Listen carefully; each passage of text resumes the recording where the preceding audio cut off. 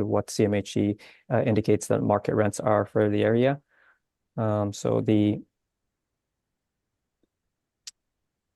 can see the highlighted portion where the model a potential rent is 1,340,000, whereas if you used the CMHC's market rates for zone 1, the rent potential is 1,592,000, which is, so basically the model rent is at 1,340,000 is supported by the CMHC market rent at 1,592,000, and which is about 18% higher than what the model is applied.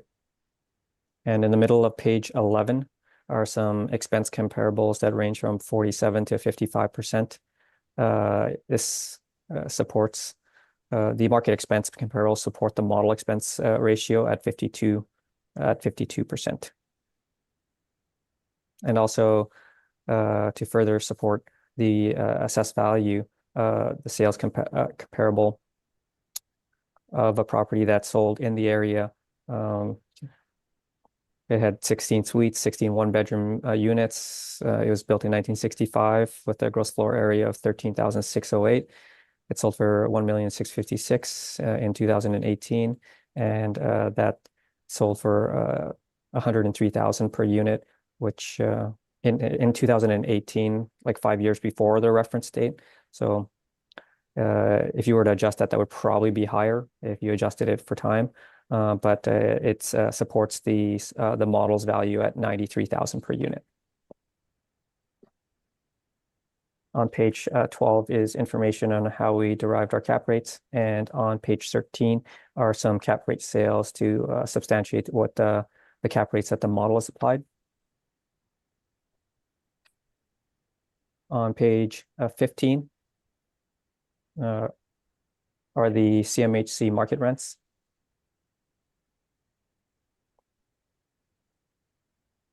On page 16, page 16 to 22 or 23 are the income and expenses submitted by the owner, and which gives us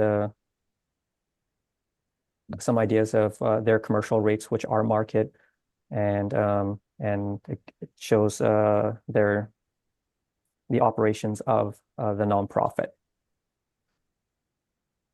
So to conclude, once again, this is a nonprofit seniors housing, and so we valued it as if it was a below average apartment building by using rents that are below market and expenses that are a little bit higher than market.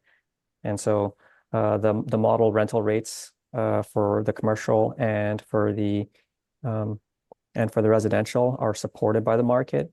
The model cap rates are also supported by the market, and the model value in total is supported by comparable sales. So to conclude, I'd just like to ask you to maintain the assessed value at 14,063,000. Thank you, Mr. Wong. Mr. Smith, do you have any questions? Thank you, Mr. Chair. Yes, I do have a few. Just looking at the retail portion of the property, page number 7. So the city's model has projected an annual rent of $169,383. This is considerably above what the actual rent received by the property is it not? I'm not sure. Okay. And then just moving forward to the multifamily portion, page number 11. So at the top of the page, you have a chart which references the CMHC market rents as support for the model rent, though the CMHC is the average market rent, correct? Yeah, I believe that that takes into consideration all the inventory in Winnipeg. Okay. So that's not specific to the area or anything? It's specific to zone 1. Okay, And the subject property is it was built in 1985, so um, these rents probably skew a little bit downwards because it probably includes rents from properties that are in the early 1900s. So the rents might be a little bit higher if it was, I guess, comparing 1980 buildings that were built in 1985 as the subject is. so, but these would be, these would be standard market apartments, typical sizes, generally larger, et cetera. Is that fair? They are typical apartments. With regards to the size, I'm not sure if they would be larger or smaller. Okay. And then the sale comparable that is at the bottom of the page. So the subject property is 123 units versus the 16. Just wondering about the comparability between the two. Well, they're not. It's not an identical unit, but I put that in there to give an idea of approximately where we might be, and I felt it was a reasonable comparison considering that the comparable is about 20 years older, but it did have primarily 1-bedroom units, which I believe the subject property is mostly 1-bedroom units. Okay, those are all of my questions. Thank you. Thank you. Mrs. Leclerc, do you have any questions? Yes, just a couple. Thank you. Good afternoon, Mr. Wong. Good afternoon. So your brief is all model driven, correct? I believe so, yes. Okay. And on page, sorry, I'm just looking for your comps, your rent comparables. On On page page 8. 8, yes, thank you. So are any of these also sort of, I'm sorry, I'm looking, nonprofit? No, they're not. None of them are nonprofit. Like typically when we try to get a market value, we get a market value for a property that operates on a for-profit basis, and so all the comparables are for-profit. And like I said, we've tried to reflect the nonprofit, affordable senior nature of this property by utilizing rents that are a little bit below market and expenses that are a little bit above market. But with regards to the comparables are for-profit market apartment buildings. Okay. And so you yourself chose those rents? Yes, I felt that these properties were comparable to the subject property. All right. And do any of these properties have any retail attached to them? No. All right. Thank you. That's all my questions, Mr. Chair. Thank you, Mrs. Leclerc. Mr. Hutchings, do you have any questions? Yes, thank you, Mr. Chair. Mr. Wong, I'm going to go to the apartment income stream. And I'm wondering, you're using $908 approximately per unit. Mm-hmm. Are the actual rents charged, are they subsidized rents in this building?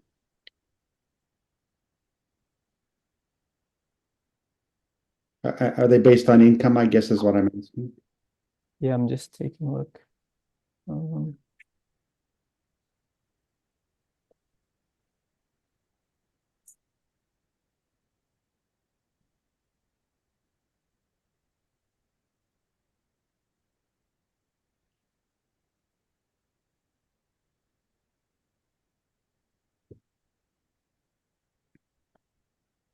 I don't believe they are, but they do receive a Winnipeg Foundation grant. A grant from the Winnipeg Foundation. Towards expenses on the building, for instance? I'm not really too sure what they utilize it towards, but when I look at if you look on page 16, page 16 is their income statement, Okay, and it doesn't really separate anything in terms of their rent. So I'm not sure if it is geared to income or if it is subsidized. It doesn't appear to be, but like I said, they do receive a grant from the Winnipeg Foundation. okay. Can you, from page 16, can you extrapolate what the rent they're getting per unit? 123 units, I believe. 2 years declared there, 2021, 2022. They're pretty close together.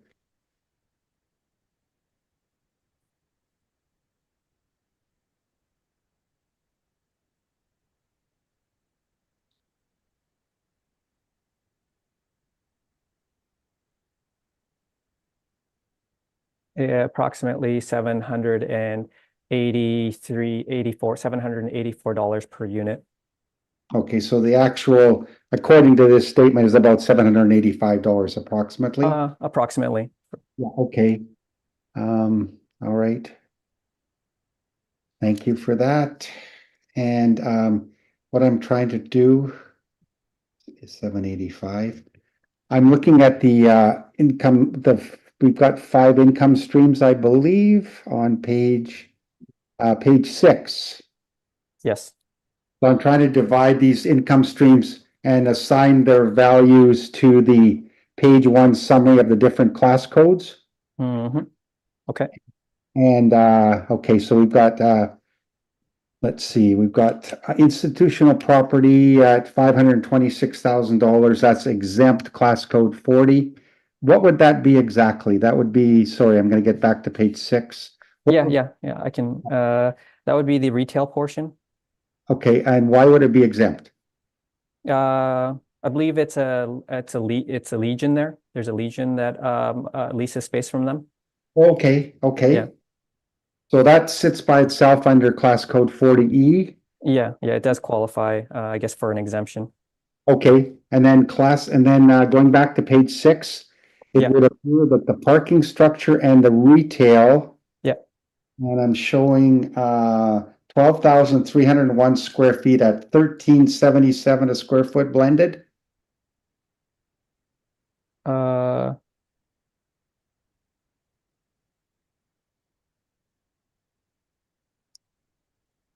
I am not sure, but that sounds close.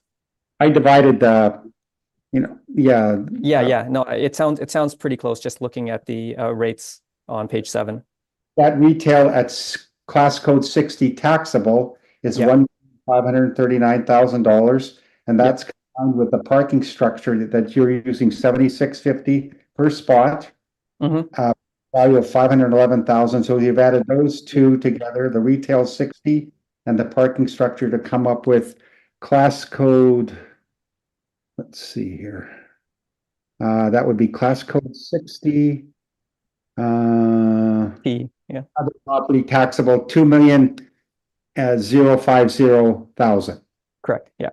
50,000. Okay, that's for parking structure plus the retail taxable. And what are those retail taxables? In the retail portion, there's like 5 different rents you've applied, I believe, around there. Yeah. I guess there are some of it is retail and Is there like a restaurant in there and that there's different units in there? Is that right? yeah. There is some retail and there is, let's see, 1, 2, 3 of the units are restaurants. Okay. So the main floor is used commercial, basically. Yeah.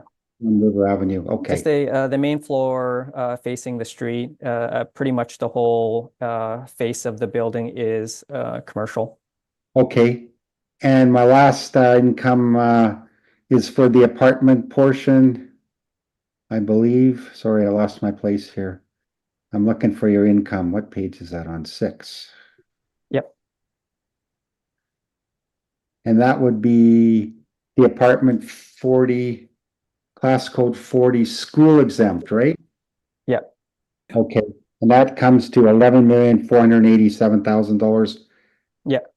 total. Okay, perfect. So Yeah, we've yeah. got, If you look on page 6, you can Yeah. see the class and liability is the second row from the top there.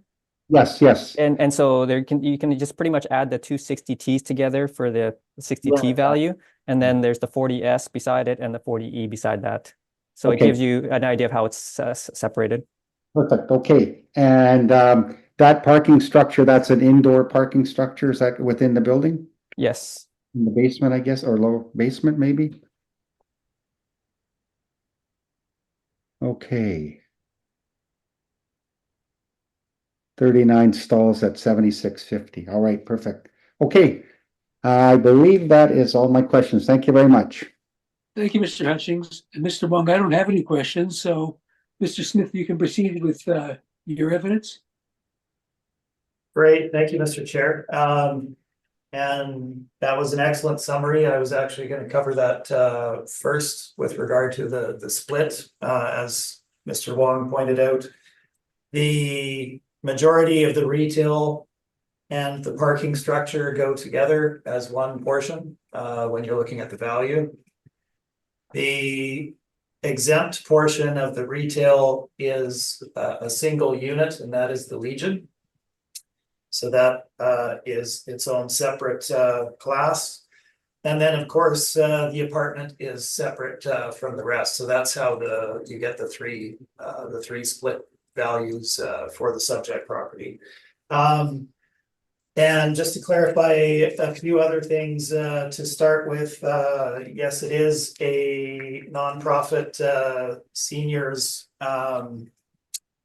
apartment building. It's not independent living or anything of that nature. It is not rent geared to income. They set market rents and apply those to the units and collect their rent on that basis. So there is no rent geared to income aspect to the subject property. And just to clarify with regard to the point that came up with regard to the Winnipeg Foundation. So in my brief, labeled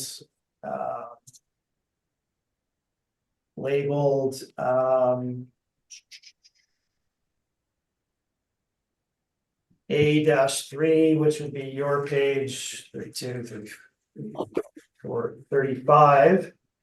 If you look at the relevant year, 2022, ending September 30th, there is no revenue received from the Winnipeg Foundation for the subject property with regard to any revenues for the property. So just to clarify those points before we begin, everybody's also received the correction that I made to the valuation. I'm assuming you've got that handy. Is that accurate? I have it. We have Okay, great. So let's start with just making that quick correction. So the institutional school tax exempt portion I had at 10,027,000. We have now adjusted that because of the correction that I'm making to 10,396,000. Want to note that down. So let's move into the property itself. The property is, of course, Villa Cabrini in Osborne Village. It is located on River Avenue to the east of the intersection of River and Osborne, to the east of the gas station theater there. On the north side of River Avenue.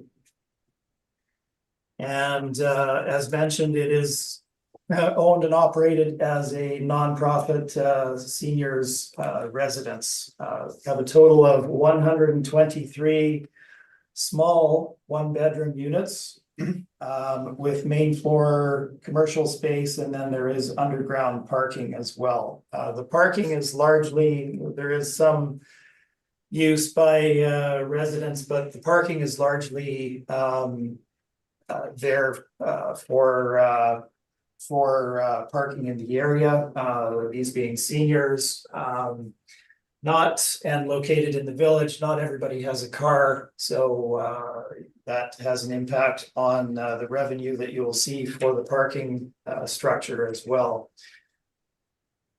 So my page number 3 will give you some background. We have, of course, the 2025 assessment, not 2024 assessment.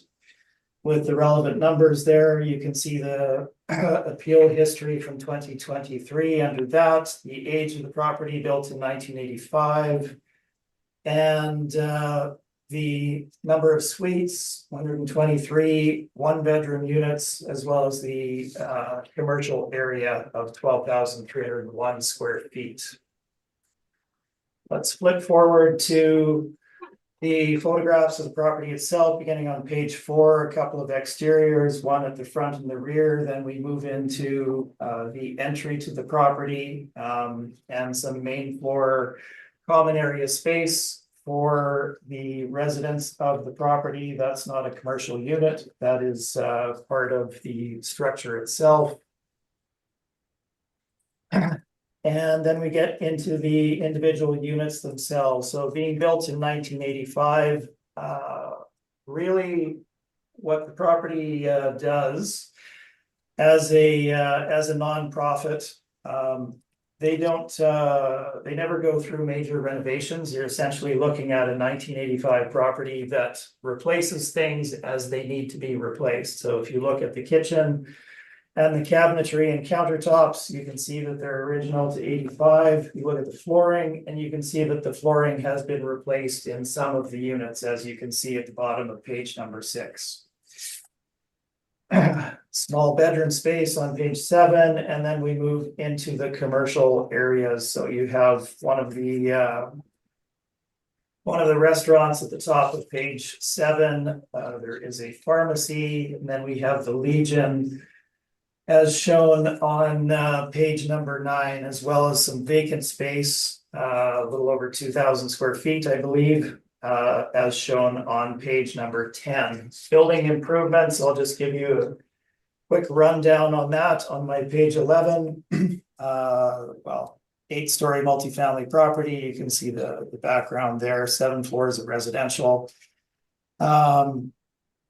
Main floor has a reception area for residential, some internal office, and the 7 commercial units, of course, as mentioned. Second floor is a mixture of residential units and then common area. So actually that one photo that I did show you it's on page number 5 at the bottom is actually on the second floor, that being kind of a dining room, common room area. That's all contained on the second floor, and then floors 3 through 8 are entirely residential. Single level underground parkade, 76 stalls. And we have ongoing capital investment that is required in this property due to issues that have arisen over time. And as a nonprofit, they do have challenges in meeting these issues as they go forward. So suites are finished with carpet and vinyl flooring, painted drywall ceilings. Kitchens and bathrooms are generally original to the date of construction. Common areas are certainly more worn than is typical, given their age from 1985. So moving forward, you can see where the site is on page 12 as an aerial, as well as a map of it on page number 13. We can then skip forward into the valuation itself. So this is where the correction comes in for the multifamily portion. The original figure there, please disregard that. well as the 2020 year that is stated there. The projected gross rental revenue for the year is $1,259,028. This is contained in the addenda in the income and expense form that the property owner has submitted. It's shown as my page A-1, which would be page 33.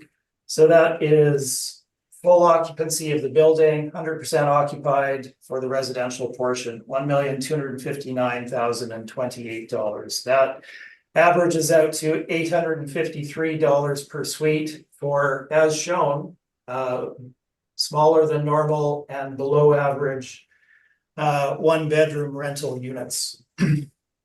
So certainly in line with the market. If you look at the CMHC rental market report, below, we have the CMHC stats for you. And these are, it's difficult to take anything, frankly, in some cases from the CMHC stats. If you look at the area that's covered by numbers 1 and 2 there, Fort Rouge and Centennial, very large areas, generally better properties than the subject that we're looking at, and their rents reflect that as shown. Again, those are averages, so they're somewhat above what the subject property would be. I would point out that the rents that the subject property charges are only slightly below what the city of Winnipeg has projected for the subject property, and this is easily taken into account when you look at the interior of the units, the age of them, the size of the units, etc. As a 55 plus, they nonprofit, they designed the floor plates to maximize the number of units that they could have to house appropriately the most amount of seniors that needed housing. So that all needs to be taken into account when you review the appropriate rent for the subject property. So we do provide some market rents on the following page as supportive evidence, but beyond that, and I think this is quite a critical component for all residential properties, frankly. Subject property is governed under the Residential Tenancies Act. So if we look at the Residential Tenancies Act, the tenants have the right to occupy the unit that they're in under the lease that they're in on a go-forward basis as governed by RTB. So if you look at RTB, what happened in 2022 and 2023? Well, there was no increase allowed to the rent at that time frame, either in 2022 or 2023. So a 0% increase was allowed. Now, even if there was a rental increase allowed by RTB, as there typically is in many years, that the rents in the property do go up by a corresponding amount every year. So the rent that you're seeing is both supported by the market and set in place. So if you were an investor and you're buying this property, the rents aren't changing. They are what they are. It doesn't really matter if CMHC is somewhat higher on a zone basis, or if the city's model suggests that perhaps they could be getting more in the marketplace. That's somewhat irrelevant. The matter is that they charge market rates that are supported by the market, and they're not changeable. So the rent is the rent, $853 per unit. So this gives you the gross rent of $1,234,940. To that, we've added their laundry income in our analysis, of course. Let's skip forward to estimated expenses, page 17. So CMHC market stats are there for you. They vary considerably. You look at Zone 1, Fort Rouge, it sits at 2.2%.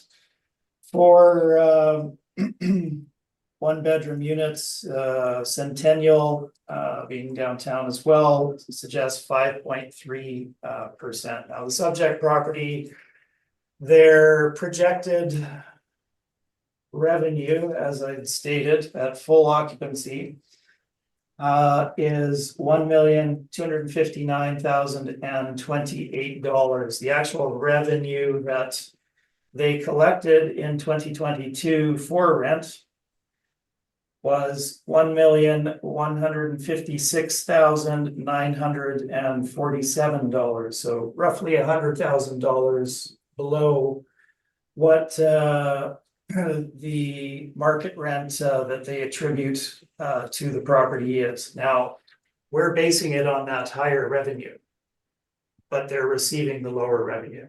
Please keep that in mind as we value the properties. So vacancy wise, we're not attributing that gap in revenue entirely to vacancy, but certainly the vacancy is there. However, we are deferring to the city's vacancy rate of 3.2%.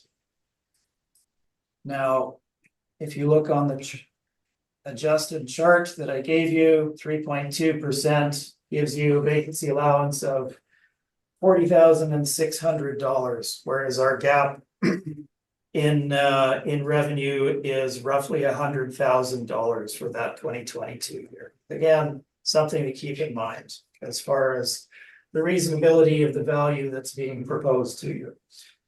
Let's look at expenses. Expense allowance stabilization is done at the bottom of the page. You can see the 3-year history presented and how we have stabilized each of those individual categories. We've made adjustments where necessary, including the property management fee.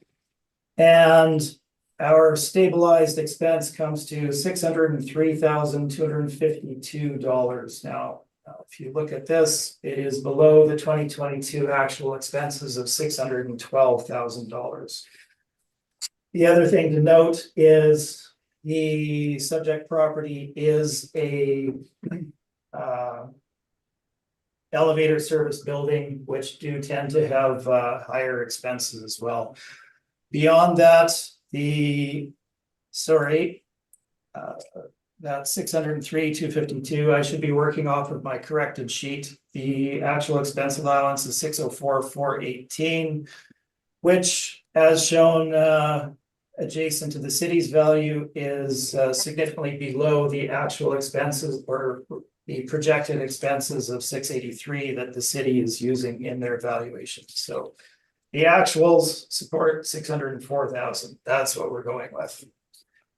This gives us a NOI of $623,746. So again, that is based on the higher projected revenue and the actual expenses stabilized for 2023, as well as probably an underestimate of vacancy for the property. Moving on to capitalization rate. So I'll cover this as quickly as I can. I know each of you have heard this before in the past, so we'll do it quickly. My page number 18, capitalization rate. When you're looking at determining market value for affordable housing properties for property assessment purposes, it's difficult as the properties do not typically transact in the marketplace and therefore have no directly comparable sales to utilize in determining market value. Additionally, social and affordable housing properties cannot legitimately be directly compared to standard market apartment transactions, as social housing properties have considerable restrictions and burdens that are not present for market apartments, which increases the risk to any potential purchaser. Rental income restrictions, rental market restrictions, that being smaller pool of potential tenants, additional operating expenses, typically physical condition and disposition restrictions, as well as other factors can negatively affect the market value of a social housing property. In the middle of the page there, I refer to a book by an expert in this particular field, Mr. Richard Polton, accredited appraiser. In his book, Valuation and Market Studies for Affordable Housing, he states, developing a market-derived cap rate for an income-restricted property begins with an analysis of available rates for similar unrestricted properties. Then these rates are adjusted based on the risk factors that an investor would consider in developing a cap rate. The result is a cap rate based on market factors and associated risks. In the final analysis, property tax assessment must take into account the public purpose of the project, the overall benefits and burdens, and the restricted nature of the operating rents. So to summarize, summarize the meaning of all of that, essentially you take two identical properties side by side. One is a standard market apartment and one is a nonprofit seniors housing facility. There is considerably more risk to an investor in buying the seniors nonprofit property versus buying the standard market apartment, and they will take that into account when determining what they would be willing to pay for that particular property. Let's move on to market evidence. So what we provide, bottom of page 18 on the chart and moving on to page 19 as well, is direct market evidence of capitalization rates for properties that were purchased based on the income and expense from the property itself. So not projected revenue based on renovation or anything of that nature. So if you look at the sales, our first page there, we have cap rates that are typically in the 5 to 6% range. Some of them are just under 5%, 4.95%, which frankly was the purchase of a newer townhouse complex where the purchaser was basing their acquisition on potential future conversion of that property to condominiums for sale. So that obviously had a downward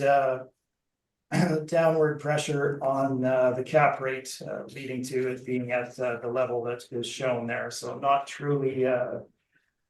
truly specifically based just on income and expense. You look at the other caps, again, we're looking at typically in that 5 to close to 6% range.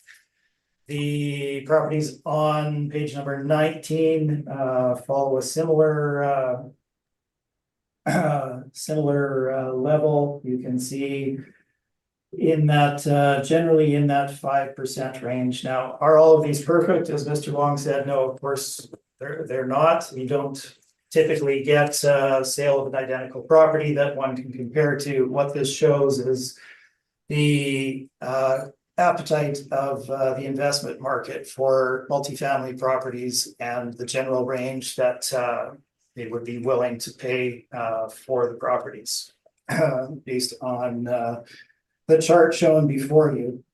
So we have a low of 4.6%, which is exceptionally low, quite a small property, and a high of 7.9%, which again is also very much on the high side. That is the direct evidence we provide you. We then move forward into looking at the main commercial brokerages, and I will summarize here. Essentially, we're looking at stability in the capitalization rates over a period of time. So if we look at my page number 20, you can see a summary of Collier's cap rates between 3 cycles, the 2018 year, the 2020 year, and the 2023 year. If we look at the 2023 year, you can see that they're stating high-rise apartments between 5 and 6% and low-rise between 5 and 6%, with essentially no changes being predicted going forward. Now, they have since issued a correction to this, which I did not provide. I'll simply state that they have increased their capitalization rate for these amounts from 5.5% to 6.5% for both high rise and low rise for the 2023 year. This being based on the shift in interest rates and lending rates and the impact of that on the marketplace. If you look back in time, you can see the same 5 to 6% being shown by Colliers. Moving on to Cushman Wakefield on page 21. You can see a slight difference between what they're stating. They're stating a low end of 4.75 up to 5.5% for high-rise properties in Winnipeg, and then 5 to 5.75% for low-rise properties in Winnipeg. These are based on investment grade properties, not typically what the subject would fall within. Certainly, you're essentially looking at a survey of blue chip properties and what investors would be willing to pay for those type of properties. So the subject would certainly fall outside of those bounds and above or at the top end of the range. Last point, which I've mentioned already, the change in interest rates. So if we look at the period between spring of 2022 and the valuation date, April 1, 2023, we saw a rise of interest rates, or Bank of Canada rates and the associated interest rates.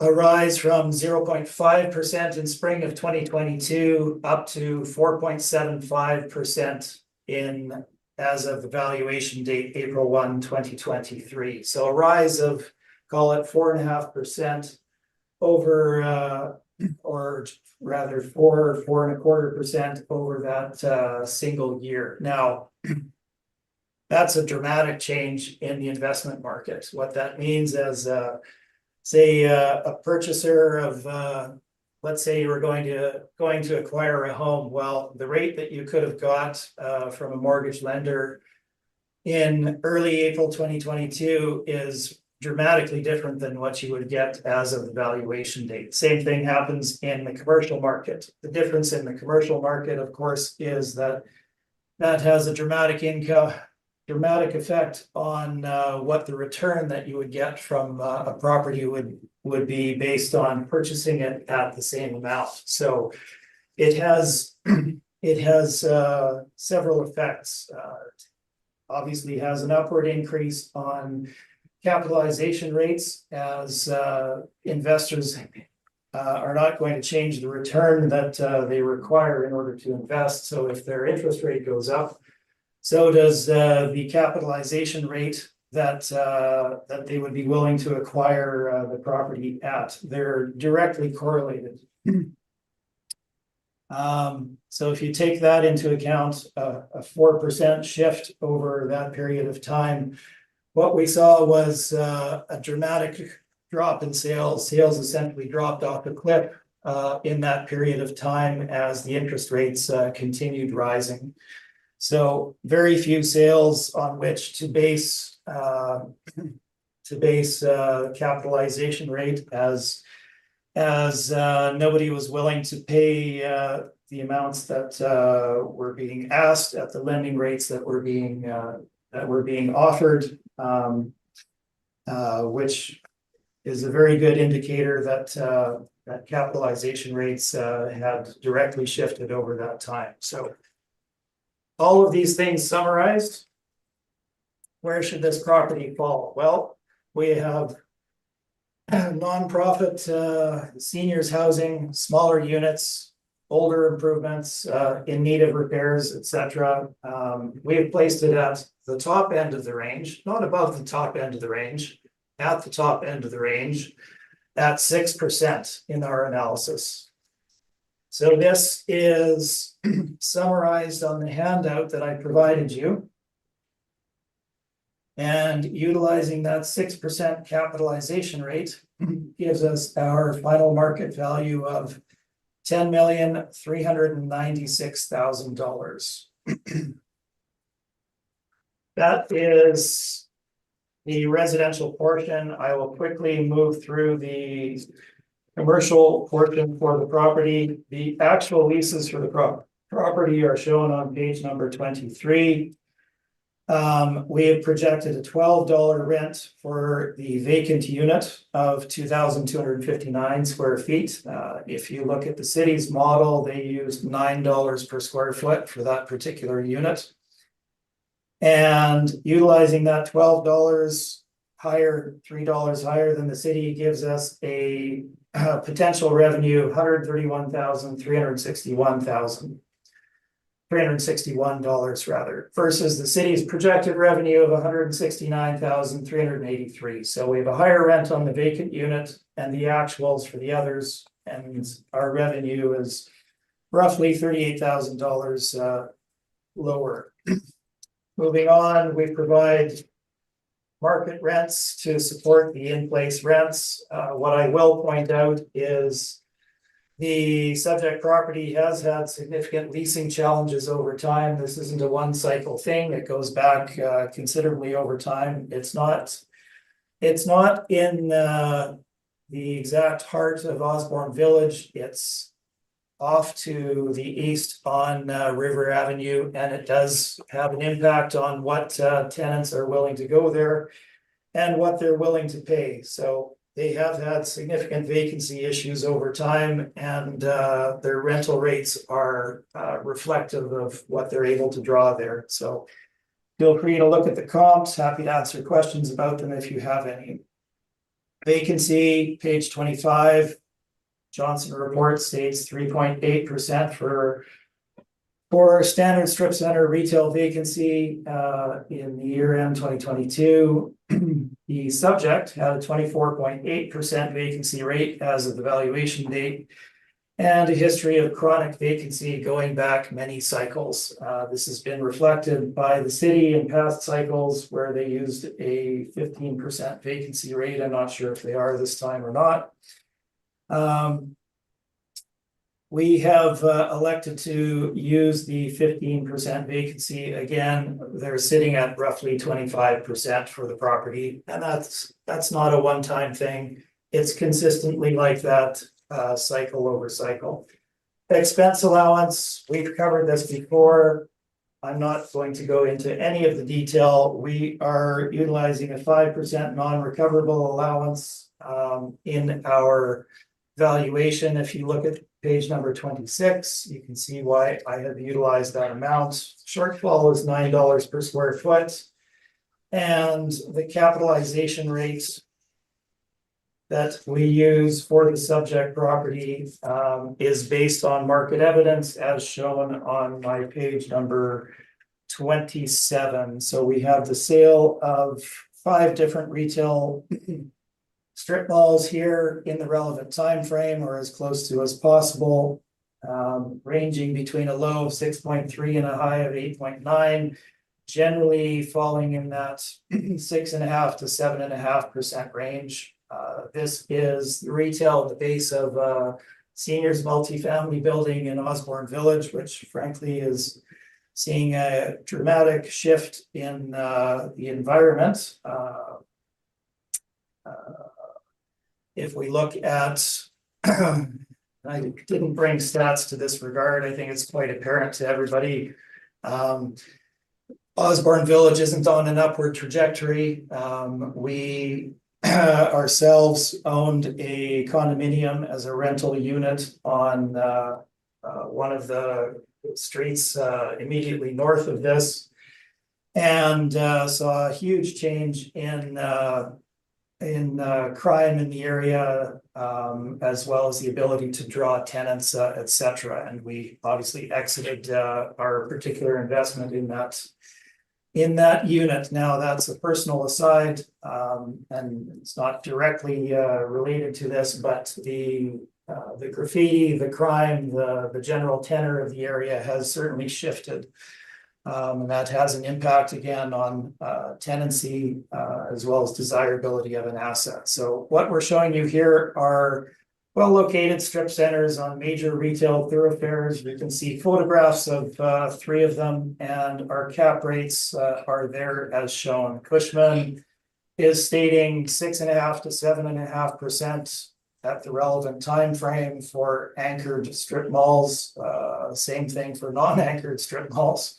Collier's having an overall retail cap rate range of 6 to 7%. These are investment grade assets that they're looking at. Our comps are on Henderson, Pembina, Portage, Corydon, etc. And our one in Osborne Village on the corner of Stradbrook and Osborne traded at a 7.5% cap in a better environment. So we have used a 7.5% cap in our valuation for these reasons. Page number 29 summarizes this. I've broken out for your convenience. The Legion at the top of the page comes to a market value of 480,000. I have reduced the vacancy allowance there to 5% as they're a long-term tenancy. That's a standard vacancy rate essentially. And then we have the remainder of the retail at the bottom of the page, giving you final market value of 1,287,000. Skipping forward to the parkade, I have provided you with a chart here. The prior 5 years net income is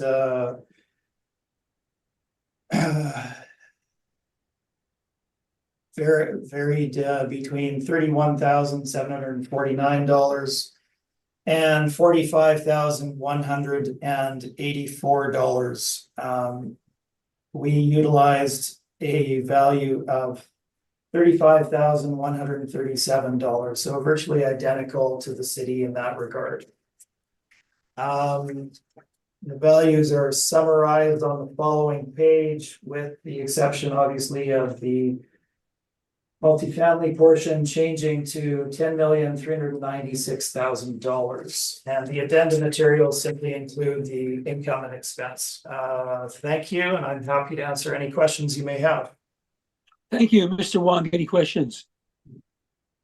No questions. Thank you, Mr. Hutchings. Any questions? Yes, please, Mr. Chair.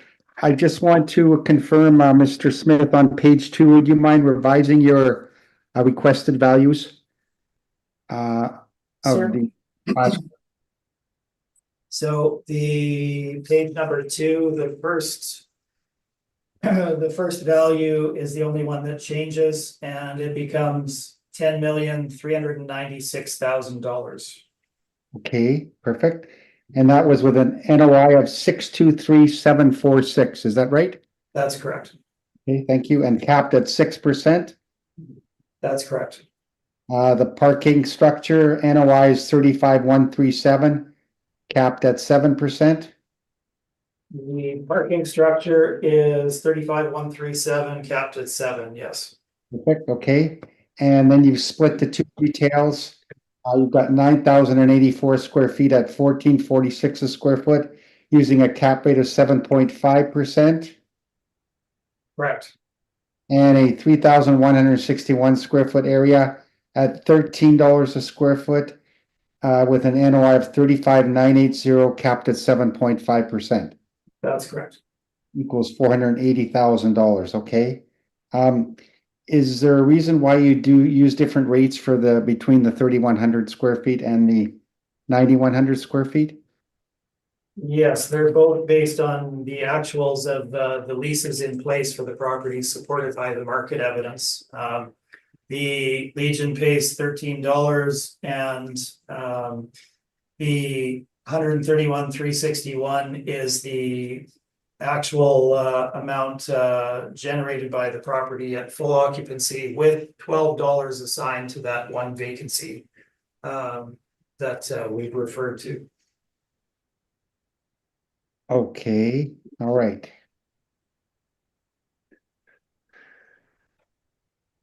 And your total value is, did you add it up for us? I'm not sure if I saw it here. I'm afraid I didn't add it, but I can do that for you. Okay, please.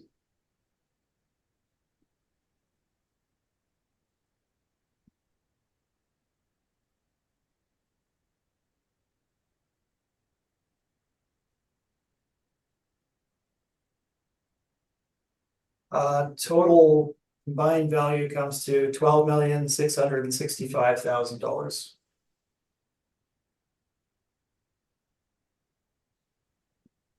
12 million, sorry, 12,665,000. all right. And I've got class code 60T is 1,789,000. That's correct.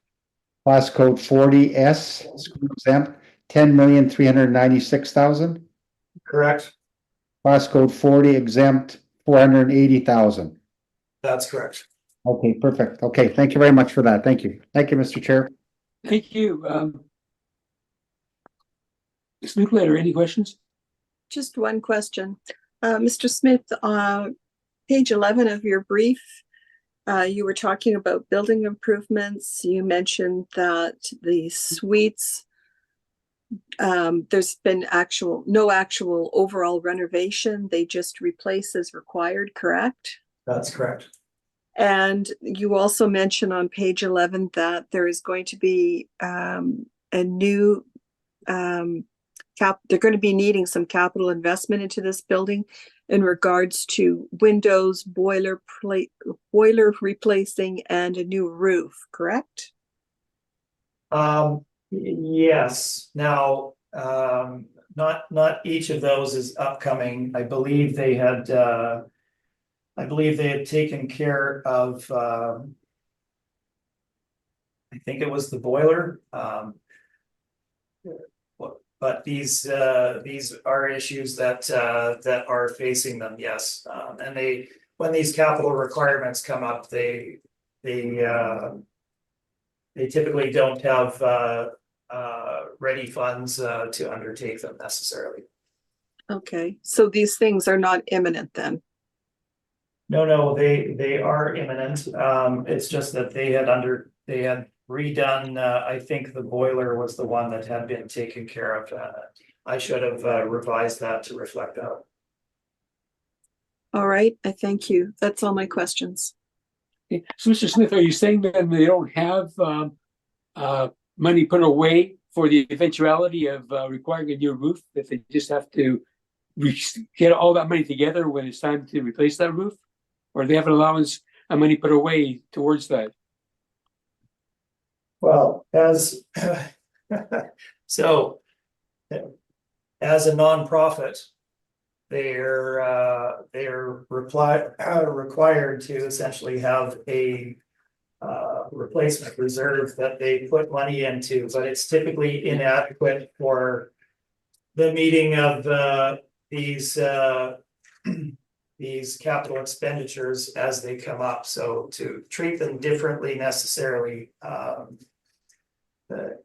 as a for-profit, the idea would be that you would generate enough profit that you have the capital available to make these changes when they need to be made. So do you know how much they in fact have? No, I do not. Okay. Next question, you on the T20, the residential portion, you're asking for a cap rate of 6% and the model has 5.35%. How much of that do you believe that what you're asking for is influenced by the fact that we're dealing with social housing? So to start with, I'm not basing my cap rate on what the city's cap rate is. I'm basing my cap rate on the market evidence that we see and all of the lengthy discussion that I've provided there with regard to the setting of cap rates and the influences that go into it. The market range that we're seeing from the major brokerages is essentially 5 to 6% is what they're stating in the marketplace, right? on an ongoing basis. So we're not outside of the norm for standard market apartments. We're simply at the top end of that range. Now, could I have been higher? Yes, I could have been higher, but we're looking for fair market value representation here. So we're not looking for the absolute lowest value that we can put on this. We're looking for a fair market value. That's why we're at 6 and not a higher capitalization rate. I agree, Mr. Smith. That's why we're all here, to try to establish a fair value. But the question I asked you was, how much of that 6% do you believe is influenced by the fact that social housing, which you indicated in your argument to us, was an influence on capitalization rates? Well, it's certainly an influence. The trouble, Mr. Chair, is in pointing to market transactions as there are none of these type of facilities out there in the market. And if there were sales, they would not be essentially based on they would not necessarily translate to capitalization rates, I guess is how I will put it. Is there an influence? Absolutely. Can I put a figure on that? No, other than it would direct you certainly to the top end of the cap rate range that we're seeing in the marketplace. Okay, thank you, Mr. Smith. That's completes my questions. So I'm going to ask for a 10-minute break right now, or perhaps we can come back in 8 minutes at 2:40. Does that suit everybody? Okay, and actually, I'd just like to mention that in my brief, there's a little bit of information on the replacement reserve on my page 17 of my brief. Okay, I'll take a look at that. Thank you, Mr. Wong. Yeah. If anyone was so inclined to take a look. I would also point out that they're not carrying a huge bank account looking to replace everything. Thank you. Thank you. Okay, so we'll break then till 2:40, and thank you very much. Thank you. We're next going to deal with item number 3 on the docket, which is 1490 Plessis Road. And Mr. Smith, I've taken the liberty of reviewing both your evidence and Mr. Wong's before. I know that you have no exception to the valuation of the T60 property. Correct. We're still with T20 today. That's correct. So we can basically just have to review that evidence, I'm assuming, and go quickly over the other if you wish to do so. This will be more expedient. Yes. Yep. Okay, thank you. Okay, Mr. Wong, when you're ready, you can proceed. Okay. The subject property is 1490 Plessis Road. The file number is 24-3879. The roll number is 040-07-072-61545. The roll year is 2025, and the assessed value is $5,654,000 for the other taxable portion, and $18,424,000 for the residential portion, for a total of $24,078,000. This is a residential multi-use property. It's 4 stories high. It was built in 2019, and it has 97 suites with 69 indoor parking stalls and 50 outdoor parking stalls. On page 3 is a picture of the subject property with its location near Plessis and Regent. On page 4 is our income valuation summary. For the apartment, we use average rents of $1,278 to get a potential income of $1,488,000.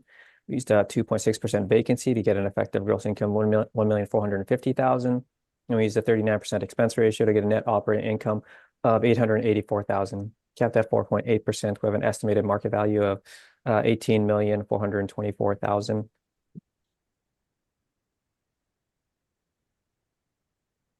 On page 6 are some rent comparables showing that the rents we've used for the apartment are in line with what's in the market.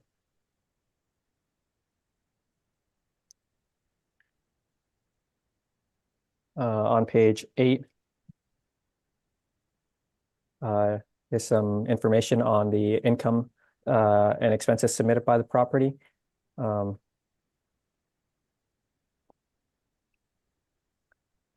We didn't have the 2022 information. They seem to have only submitted partial information for that year, but If we look at 2021 residential income plus the parking and storage income, the total income is about 1,451,000, which supports the model's rent potential of 1,450,000.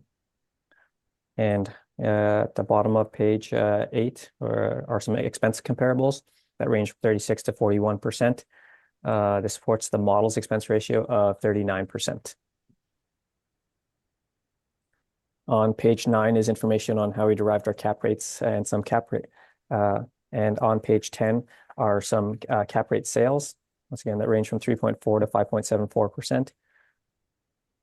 Once again, all the cap rates that are calculated there are stabilized over 3 years of income and expenses of the 3 years prior to the sale. On page 12 is that partial income and expense statement.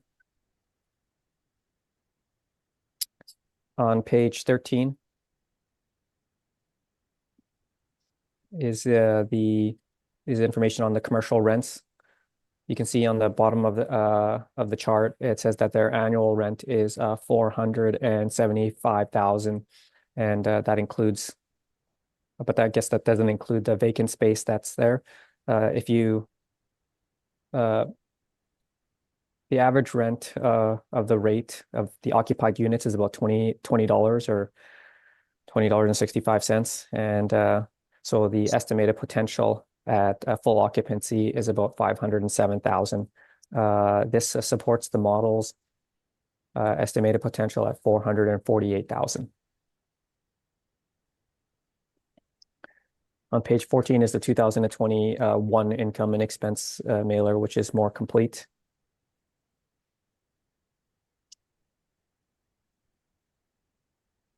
And the remainder are some more mailer information. So once again, the subject properties 2022 income statement is incomplete. So we're going to have to estimate a little bit. But when you look at the 2021 residential income at 1,451,000, it supports the model at 1,450,000, and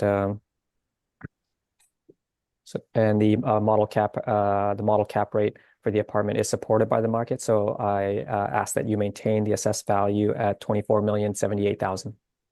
Thank you, Mr. Wong. Mr. Smith, do you have any questions? I have no questions. Thank you. Mr. Hutchings, do you have any questions? I do not. Thank you, Mr. Chair. Thank you. Ms. Lincare, do you have any questions? Yeah, just one quick question.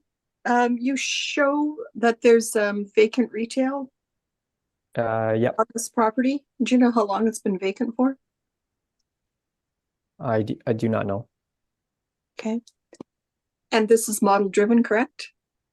I believe so, yes. Yep. Thank you. That's all my questions, Mr. Chair. Thank you. And I don't have any questions. So, Mr. Smith, you can proceed with your evidence when you're ready. Yes, thank you, Mr. Chair. So subject property 1490 Plessy, as shown by the city already, built, started in 2019, completed in later 2020, with operations obviously post that time period. So that gives us our variability in the income and expense, obviously, as 2021 essentially being the first operational year, not obviously fully occupied, etc. at that time. So let's look at my brief quickly here. Our page number 2 gives you our valuations. We're not disputing the commercial portion. Our valuation for the residential 2 is $15,975,000. And you can see the basics on page number 3. 97 total units, 7 bachelors, 31 beds, and 62 beds is what we're looking at. Photos on the following pages. And the site description and location in Transcona on page numbers 8 and 9, as you can see. So let's skip forward to the valuation itself. page number 11, so the year-end actual revenue for 2022 came to $1,358,604. The actual projected gross rental revenue at full occupancy for that same time frame would be $1,379,640 based on their rental rates as contained in their income and expense submission. This gives you an overall rental average of $1,185. We give you the market stats following that. Beyond that, we do, of course, add in the parking revenue. 2021, they had a parking revenue of $103,540. We've slightly increased this to $105,000 for the reference year. So when you take that into account, that brings us quite close to the city's gross potential income. We're at $1,484,640. The city is at $1,488,721. So a slight variation there. This is summarized on my page 19 if you want to keep that open and in front of you to show you the differences. We use the same vacancy as the city at 2.6%. We're not in dispute with regard to that. But we do have an adjustment in the expense allowance. So subject property began operations in very late 2020. It's not really, well, I didn't really have an IE from that year. So it begins in 2021 essentially. So we don't really have a 3-year history to do a stabilization. So what I'm showing you here are their operating expenses for year end 2020 and then year end 2021. Let me just make sure that's not 21 and 22 and that we have a typo or something like that. Oh, 2021. So the expenses as shown for you for those 2 years for the operations, the correct page back here, are $606,519 for the partial year of 2020, most of the year. And then 2021, it came to $752,763. Now, the owner didn't receive their income and expense questionnaire at the right address in time to submit it on time for the 2023 request. They had made an address change that didn't get done internally, so it never came to them. They followed up with this later in the year and diligently sent their information in. It is, as Mr. Wong mentioned, perhaps doesn't have all of the information on it as they kind of rushed it together after realizing that it had not gone out. So we don't have that 2022 year to rely upon, but when we look at the 2 prior years, we have 606,000 and 752,000. My estimate of the expenses, we've gone on the low end at 607,337 in our estimate of the expenses. This is summarized again on that same page, number 19. Capitalization rate. So not a nonprofit, it is a standard market apartment and is new. What goes along with that is you have some security that the building is relatively newly constructed and won't necessarily have the same expenditures that one might have on an older structure, etc. But what also goes along with that is that you have no real way of increasing rents over market by improving units, etc. You're buying exactly what you have. So our cap rate study remains the same, and our ranges are in that 5% to 6%, essentially with regard to standard market apartments. the one that I would put most weight on is, and I do have to make an adjustment to it, here unfortunately, is 2390 McPhillips, number 3, at a 5% capitalization rate, relatively newly built, fairly large, transacted in 2020. Now, what's happened since 2020? Well, we've had, as stated, the very significant adjustment in mortgage lending rates between spring of 2022 and the valuation date of April 1, 2023, a lift of essentially 4% over that time frame. Very direct impact on capitalization rates. If you were buying in 2022, you would have a very different view of what you could pay for an asset versus what you would pay in 2023 as of the valuation date. So that 2390 McPhillips is actually a cap rate of 5.25% at that time frame. The rest of them are there for you to see. We've covered these already. Your standard range is in that 5 to 6% range. This property, in some circumstances, with better mortgage lending rates out there, would be towards the bottom end of your range, and indeed is still towards the bottom end of the range. But given the environment that we had as of the valuation date, the cap rates have certainly adjusted. So we have adjusted our cap rate accordingly, and the cap rate that we have applied is 5.25% for the subject property. So if you look at our page number 19, this summarizes the material: 100% occupancy, 1,379,640 in rent.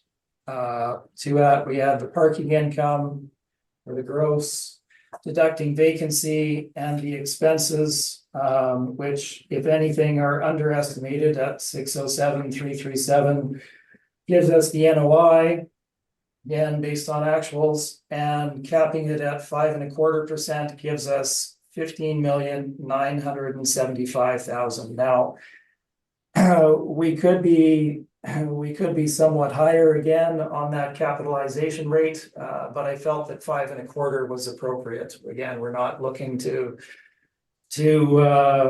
maximize any reduction outside of an appropriate market value. So that's why we've used 5.25% in our valuation. This gives us, again, 15,975,000, and I'm happy to answer any questions you may have. Thank you. Mr. Wong, any questions? No questions. Ms. Linkletter, any questions? I have no questions. Thank you, Mr. Chair. Mr. Hutchings, do you have any questions? Yes, thank you, Mr. Chair. Mr. Smith, did the tenants pay their own utilities? I do not recall right now, Mr. Chair. However, our income is very similar to the city's.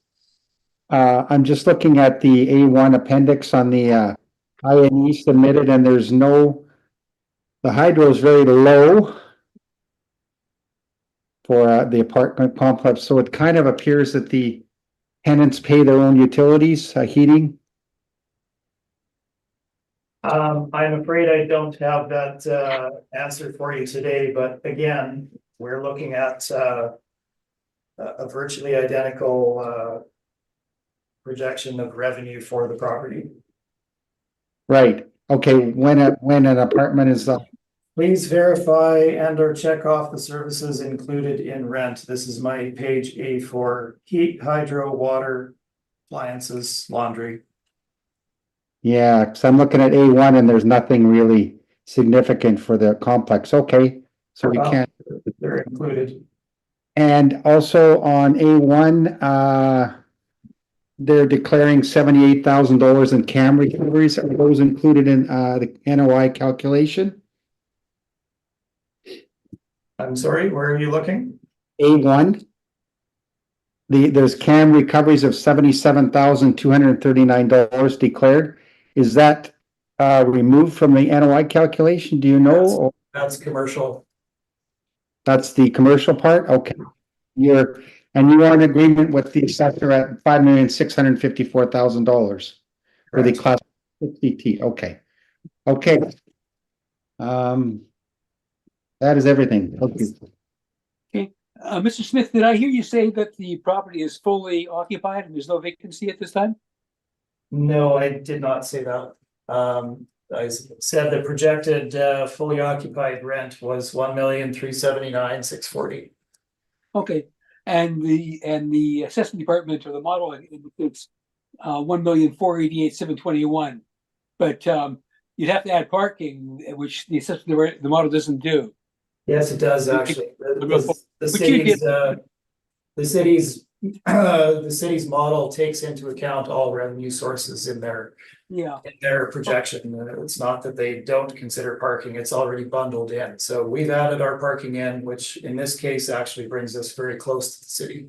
Right, and basically, essentially, the big gap between the two is your cap rate. The model is 4.8 a year at 5.25. Well, there's two gaps. One is the expenses and the other is the capitalization rate, yes. Okay. Okay, that's my question. Thank you very much. Mr. Smith, thank you for your attendance today and your cooperation in resolving these things. We're getting heard quickly, and you'll hear from us very soon. Thank you as always. Appreciate your time. Okay, so we can then proceed with the next item on the agenda, which is number 4. We'll have to let Mr. DuPont into the meeting and swear him in, then we can proceed. Of course, Mr. Chair.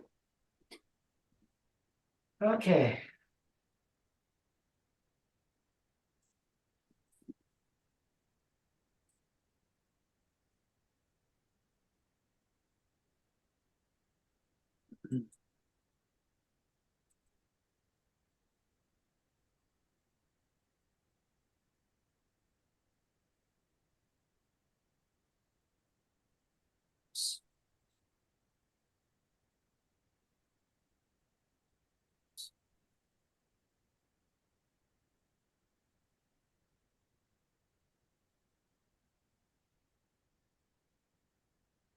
Well, Mr. DuPont. Oh, hello. Hello, Mr. We're ready to proceed on your matters now, and the first one will be 60 Williams Lane. So once you're sworn in, we'll proceed with that application on your part. Okay. Okay, sorry about that, Mr. Chair, good to swear in. Okay. Mr. Applicant, please state your full name. Henry DuPont. Do you affirm that the evidence you're about to give at this hearing is the truth, the whole truth, and nothing but the truth? Yes, I do. Thank you. Thank you. So, Mr. Wong, you can proceed on your evidence for 60 Williams Lane when you're ready.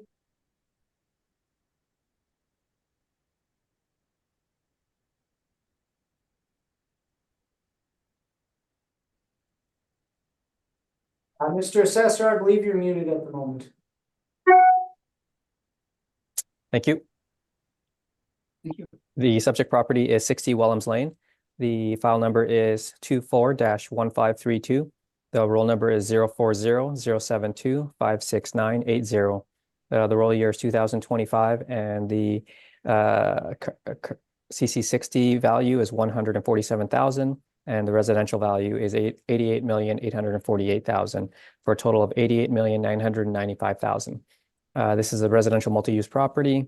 It's approximately 16 or 17 stories high. It was built in 1974, but there was a new addition in 2017.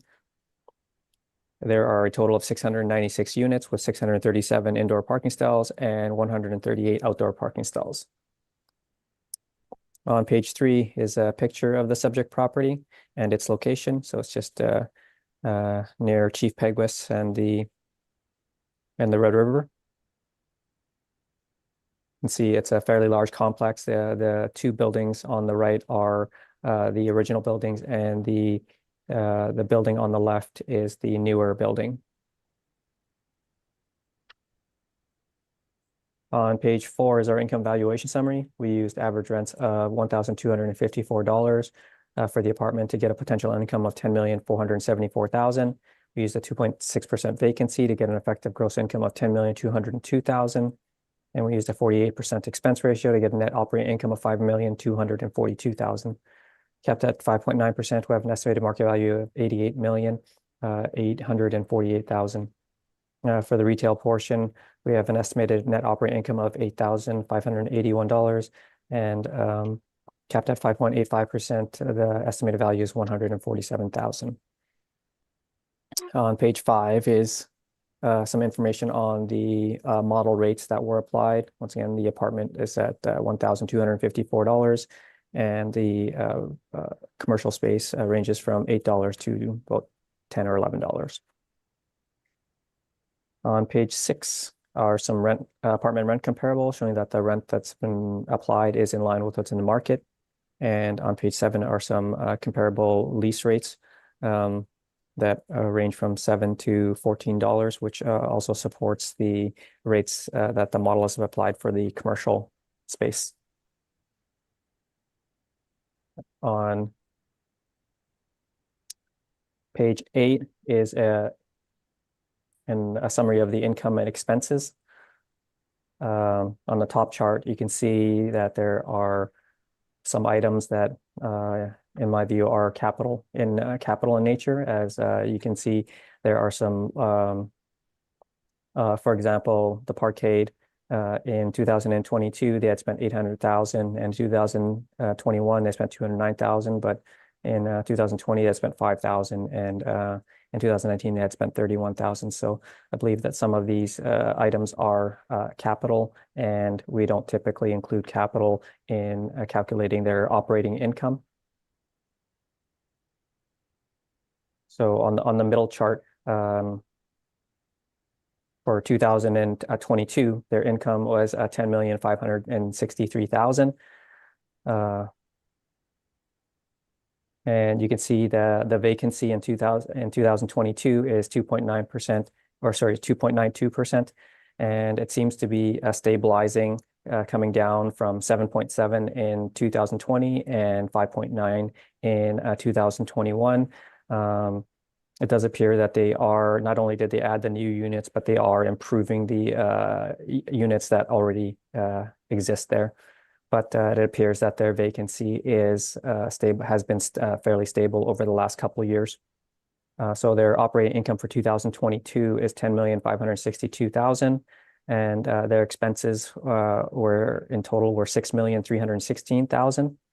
They didn't include management in their income statement, so adding a 5% management at $528,000, but adjusting for the capital expenditures, removing the capital for the parkade. I didn't remove the whole amount, but I just removed 96% of it for 2022. So I didn't remove all of the parkade expenditure. And so that removed $799,000, and there was a restaurant expense of $482,000. Once again, if you look in the previous years, there was nothing spent. There was $65,000 spent in 2022, and nothing spent in 2020. So I believe that those are capital expenditures too, that aren't part of their normal operating expenses, as is with the expense, the roof expense of $495,000. So you can see in 2021 it was $205,000, and in 2020 there was no roofing expense. So after removing the capital expenditures, the 2022 operating expenses were about $5,068,000, which is about 47 or 48% of their effective gross income. So to try to stabilize the net operating income for the property, on the bottom small chart there, I used their 2022 income of $10,563,000, I averaged their expenses adjusted for capital at 4,958,000, giving an NOI of 5,605,000. So see on the bottom of my page 8 that the actual net operating income of 5,605,000, it supports the model's net operating income of 5,242,000, but it's actually I would say substantially higher than what the model has estimated. On page 9 is information on how we derived our cap rates. We have cap rates that the majority of our cap rates range from 4.75 to 5.45%, with some cap rates being lower than 4.75 and some cap rates being higher than 5.45. On page 10 are some cap rate sales that range from 3.46% to 5.74%. Once again, the cap rates the cap rates that were calculated, they were calculated using 3 years of stabilized income and expenses for the 3 years prior to the sale of the property. So that's how we calculated the cap rates for those sales. The remainder of my brief is the income and expenses supplied by the owner. And so to conclude, the actual net operating income of 5,600,000 more than supports the the model's net operating income of 5,242,000. And the commercial rates are supported by the market, and the model cap rate for the apartment is supported by the market as well. So I ask that you maintain the assessed value at 88,995,000. Thank you, Mr. Wong. Mr. DuPont, do you have any questions? Yes. Your page 8. So the top table, you show some of the highlights of capital expenditures. And the next table, you repeat some of those. So the hardwood plank is shown as 2020, 238. And the first table was 298. So what's happening there? Was there a different figure? Or pardon me? The first table Yeah. for 2020 hardwood plank shows 298,165. Yes. And your second table, you show that hardwood plank is 238,532. Why is there a difference? Oh, I just I didn't remove the whole amount. I removed 80% of it, and attributed 20% of it to repair and maintenance. Okay. So now at the bottom, I guess your third little table is that you stabilize. That's more of a check than a site-specific stabilization. Would you agree with that? I would say it's a estimate, yes.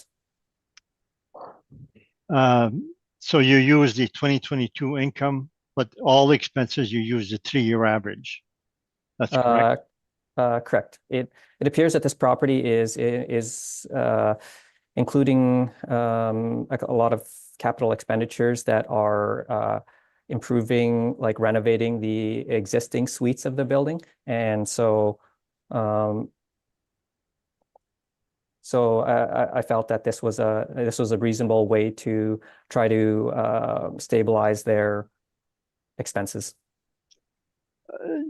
Yeah, I realize what you've done, but where I'm going is that would you agree that when we do site-specific valuation stabilization, normally we use the actual 2022 for revenue, parking, taxes, insurance, utilities, instead of a 3-year average. Do you agree with that? Yeah, there are some items where you might use a 2022, and then there are some line items where you might use a 3-year average. But in this case, I just averaged the 3-year expenses, the total. Right, so that you would have used 3-year average taxes instead of the 2022 taxes. Yes. Same as insurance, yeah. Yes. That's all questions I have. Thank you. Ms. Luklater, any questions? I have no questions. Thank you. Thank you. Mr. Hutchings, any questions? Yes, thank you, Mr. Chair. Just one quick one. Mr. Wong, can you detail this parkade? Is it below ground, underground? I am not 100% sure. I guess sometimes we see an assignment in value to the parkade in these bigger complexes. I'm Yeah. wondering, the decision here is not to do that? Well, sometimes we would attribute a value because it's being, I guess, maybe rented out to the public, but I believe that all the parking stalls in this instance are for the residential and included in the rent. Okay, perfect. Thank you. I just noticed that I think there was a sign rates of $100 per square foot for the parkade on the income statement. Maybe I misread it there, but Yeah, I believe all the parking is for residential purposes. okay. Yeah, the rate they're declaring indoor parking is $100 a square. per Yeah, unit. it would be the rate that they might charge for their residents. Okay. Yeah. Yeah, okay. That's all. Thanks, because that's all my questions. Thank you, Mr. Chair. Okay, thank you. So, Mr. Wong, I was just wondering, the model in this instance picked a 5.9% cap rate on the T20. Yep. And 5.85 on the commercial, which I found unusual. How did that happen? Yeah, you know what? I actually feel that the 5.9 that the model has applied is probably, I think, higher than it should be. I mean, I think this cap rate should be more in the either like low to mid fives. So I'm not totally sure why it came in at 5.9, but in my view and experience, it seems like it should have come in more in the 5 to 5.5, but I'm not sure why it came in at 5.9. Maybe it could potentially be due to the size of the building, it being 696 units, that it selected that rate, but I'm not sure why. Okay, that's my only question, because I was a little astounded. Yeah, no, like I said, I would expect this cap rate to be more in the 5 to 5.5 range, but yeah. And the commercial cap rate of 5.85, which is even lower. How did that happen? The 5.85 retail. Yeah, Yeah, it's a little lower than the apartment. yeah. Yeah, no, I think the 5.85 for the retail is probably more normal for retail space. But like I said, I think it's more to do with the 5.9 in the apartment being probably higher than I would expect it to be. Okay, thank you, Mr. Wong. That's my questions. Okay, Mr. Pod, you can proceed with your evidence when you're ready. Could I redirect and based on those questions that you asked? Redirect? Yes. If you want to redirect on the basis of the questions I asked, I'll let you do that. Okay, so you mentioned the cap rate for subsection 5.9, that you would think it should be lower, but would you agree that your model has assigned the high cap rates that range 5.75 to 6% for all large properties, apartments? So that's not unusual to have cap rates of 5.9 for that size. Potentially, but I don't know I don't know. I don't have every cap rate for every large building in front of me, so I'm not sure. Okay, that's all questions. Thank you. Okay, Mr. But you can proceed when you're ready. I would think most of our disagreement would be in the expenses and likely in the repair and maintenance. So that Kim has identified some capital issues, the counters and cupboards and some of the high years. For all of those that he's identified, I agree with him that we should not be stabilizing at those high amounts. And you'll see that I've done that. I've disregarded the high years. The only one I disagree with is the hardwood plank. $238,000 that he's disallowed, $342 per suite, which is not a high amount per suite for a property with 696 suites. So in essence, we're really close on the repair and maintenance after all. And the only big difference we have in our stabilizations is that we stabilize a lot of the items that we normally do standard practice, like insurance and taxes and utilities at the most current year, whereas he's using a 3-year average. So that's a big difference where our expenses are a 3-year average. So before proceeding to our report, I'd like to bring you to page 42.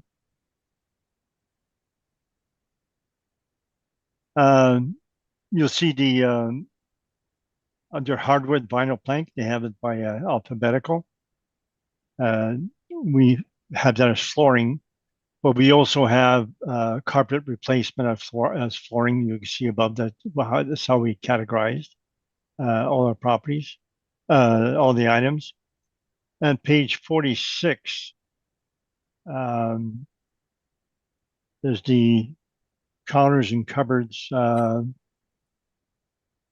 We have 491,000 counters and cupboards, and he has wall tile and tub. If you look further down, wall tile and tub, we have that as counters and cupboards. So we had 2 items, and he has them separate.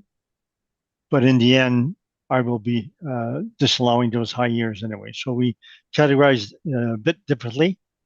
So now if you can go to, I guess straight to our report. There's no disagreement on cap rates, so we can go to the spreadsheet.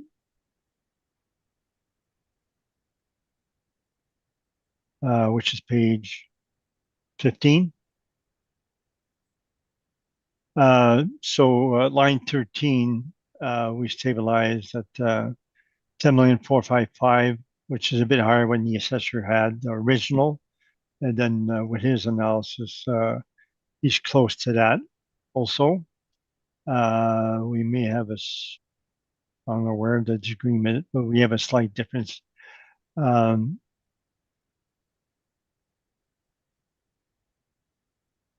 Miscellaneous income line 12, that one goes up and down, is quite erratic, and we stabilize at 3-year average, whereas the session is going with the high year 2022. Now line 14, I have it in blue because it increased quite a bit. Insurance was 103,000 2019, but they added a tower, so the insurance went up.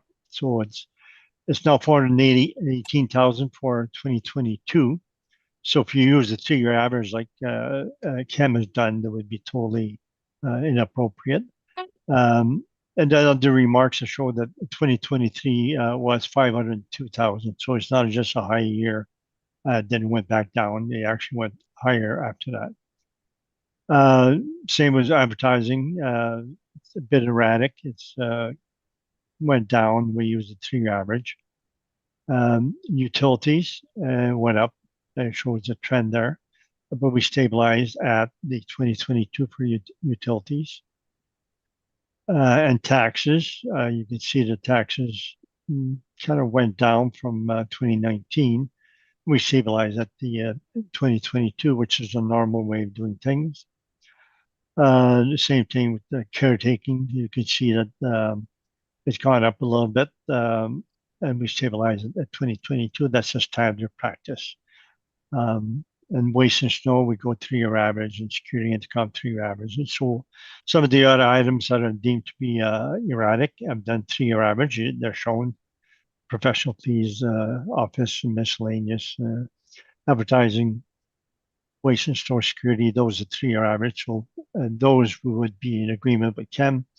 But when it comes to insurance and tax and utilities, we're in disagreement.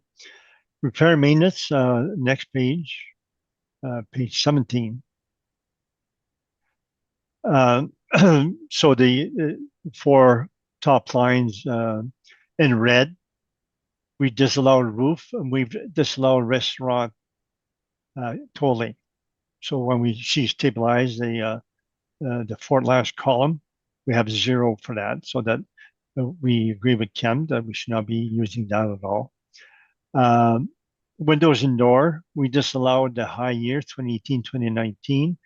And so we agree with Ken about disallowing the high year 2019. For pool, we disallowed the high year 2018, 2019. I don't think Ken has removed that, but we did. Parkade, there was a high year in 2018, which we disallowed. Ken did not go back that far. We also disallowed 2021, 2022, which is the same as what the Ken had.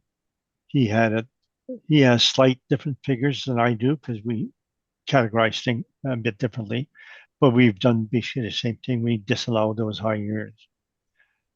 Colors and coverage, as you recall, I had wall and tile and tub with that also. And so we disallowed that high year. And Kim had disallowed the wall, tile, and tub and the colors also for the high year. So we're actually in agreement with that. We also allowed the high year and electrical, which Kim did not do.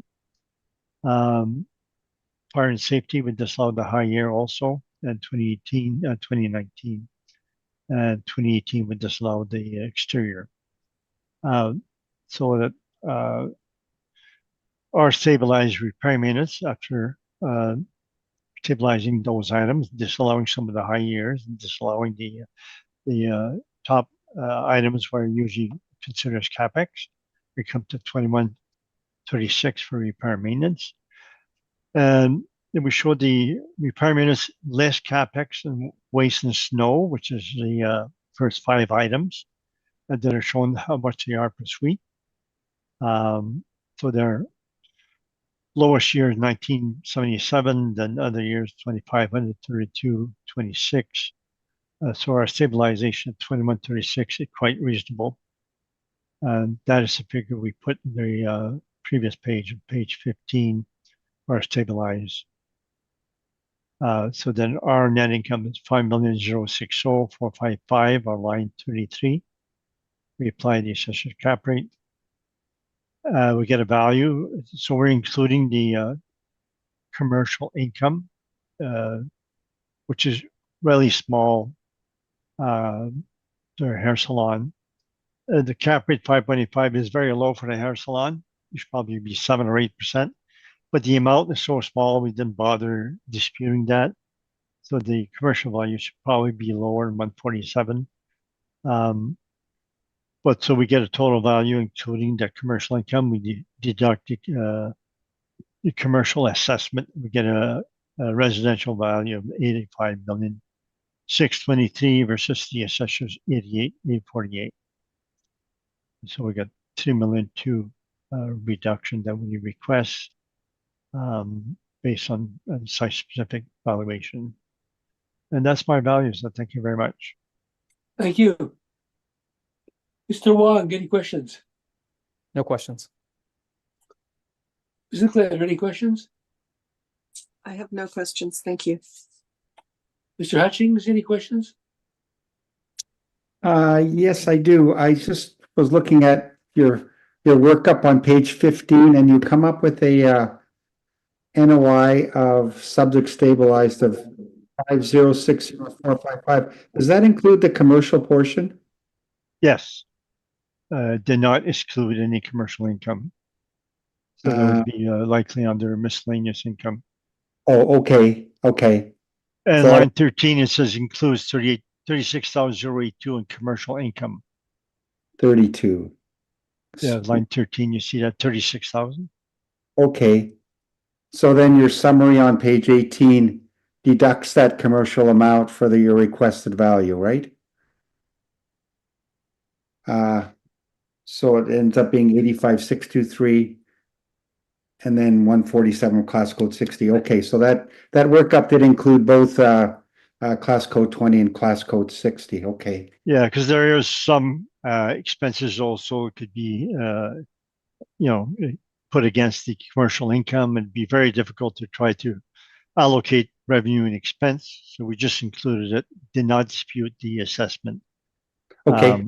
So those calculations, not just on page 18, is on page 15. So the line 36 and 37 is shown there. We deduct that commercial value there, assessment. Good point. My last question, page 13, regarding the age, built in 1974, 2017, and then you make a comment with an average age of 1988 based on number of suites. What do you mean by that? Average age of 1988. So we page 15.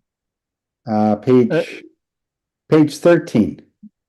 Well, yeah, but I'm bringing you to page 15, so that there's 472 suites built in 1974 and 224 suites built in 2017.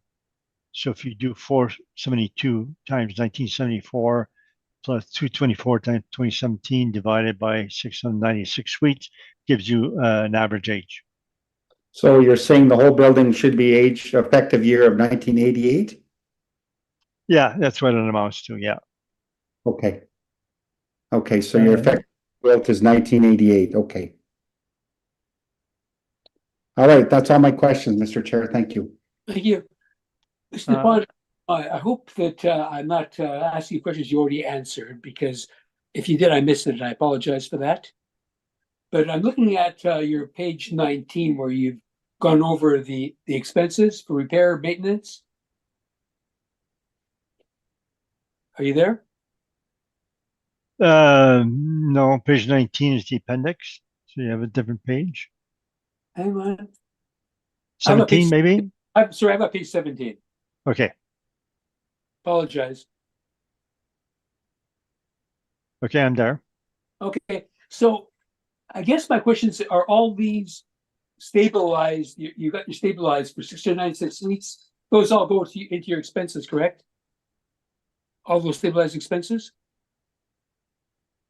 The repair maintenance, did you figure at the bottom 2136 per suite, or the 1,486,690? That's what goes in the previous page. 690 would go into your expenses. Right, on page 15. Okay, but aren't a lot of these things capital in nature? No, I've gone through the exercise to remove anything. So of course, if you spend $1.4 million in your parkade, that's capital in nature, but you should expect to have repairs and maintenance on parkade. I understand that. Let me ask you questions. Like, for example, $95,244. Is that for all windows that broke and they had to fix them, or did they put new windows in?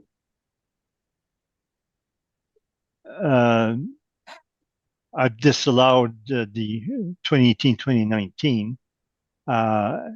We don't go and get actual details on each one, or how many windows you replace, etc. Okay. So $100,000 seems like a lot of money for some window replacements that broke. It seems to me that they more than replace broken windows. Seems like they replace windows, and maybe some suites are renovating. No, it's 696 suites, so it's a lot of broken windows, isn't it? Not unless you're broken windows as well. It's the windows are not closing properly, or they need to be replaced because they're getting old. It's 1974, so you would expect to replace windows over time. So if they're doing it on a gradual basis, replacing all these old windows. But that's capital. That's capital. Doesn't matter how they do it. It's still capital. They're improving those suites. And no, anything that's recurring is not capital expenditure. Capital expenditure is something you do once, and it's big improvement to the property. So when you're doing something on a recurring basis, it's considered repair maintenance. Okay, well, I'm getting educated, and thank you. What would the car wash be? They don't operate a car wash there, do they? Yeah, they operate a car wash, and they have car wash, I believe, income on number 11. They have some car wash income, so that's an amenity that they provide. They do get some income, but it's so they operate that for the tenants. Yeah. Okay. And floor replacement. That a replacement means you're not. a replacement should be capitalized, shouldn't it? You have floor replacement of 184,473. So that's a capital improvement. You're putting in new flooring. Probably, from what it looks like, from what I've seen, they're putting in wood flooring. The flooring replacement that we stabilize at comes to 265 per suite. And and then the maximum per suite we allow is 500 per suite. And that's based on replacing flooring on an 8-year life. And those are figures I got from K4, the cost for replacing flooring for 1 and 2 bedrooms. We did the average half and half. And so a lot of managers are replacing all their flooring on an ongoing basis every 8 years. And that's done upon turnover. So that's deemed to be a recurring expense. The assessor has agreed to flooring replacement, applying replacement at a municipal board. Often, they do not dispute that. Those are not deemed to be capital expense. Okay. And same as an appliance replacement is actually relatively low, $91 per suite, when the maximum is $225. Okay, thanks for clearing that up for me, Mr. DuPont. No problem. Okay, so that completes. Actually, sorry, I just have one more thing, just with regards to the, I guess the final value where you deducted the commercial space or the commercial value. Is there any commercial income in that, in the workup, which would warrant removing the commercial value? Line 13 says, in the remarks, it includes 36,082 in commercial income. Line 13? Yeah, my page 15.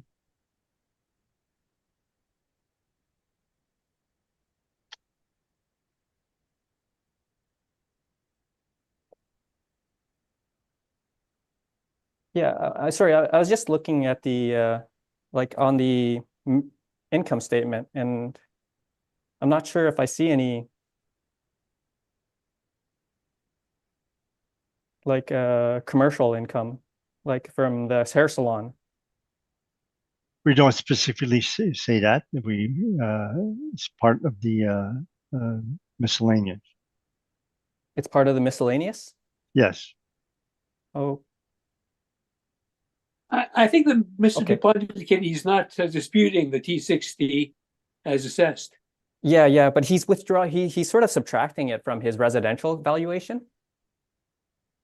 Yeah, Okay. from I'm getting an overall value, which Yeah. includes the revenue from commercial and the expenses for commercial, and Yeah. then we just subtract the commercial assessment.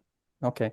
And I can see Ken would be right if there were no, if we excluded the commercial income, we were not. We're including commercial income. Okay, yeah, no, And- I'm sorry, I just didn't see it in the statement. So, but anyways, that's okay. Okay, thank you. Okay, thank you.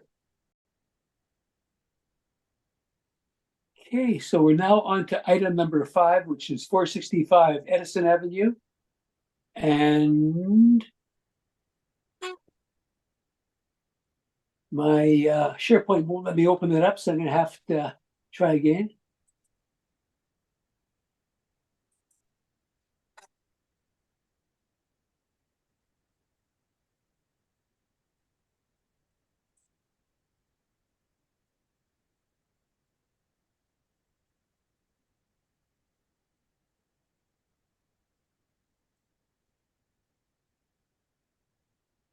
Okay, thank you. Mr. Wong, when you're ready, you can proceed. Mr. Chair, we're on Edison, right? I'm sorry? We moved on to item 5, Edison, right? It's the Edison, right? That's correct. I know you've got a preliminary matter on. I see that the Assessment Department is seeking non-cooperation. Yes. So you can proceed with that aspect of your matter first, please. Sure. Like we requested information from the property owner, and it doesn't appear that they've returned our request for information. On page 11 is the request that we sent them. Okay. And That's the certified mailer. So we had actually sent something prior as well, like our regular mailer request. This is the certified envelope request that was made on June 9th. And on page 12 is the tracking indicated that it was delivered and signed for.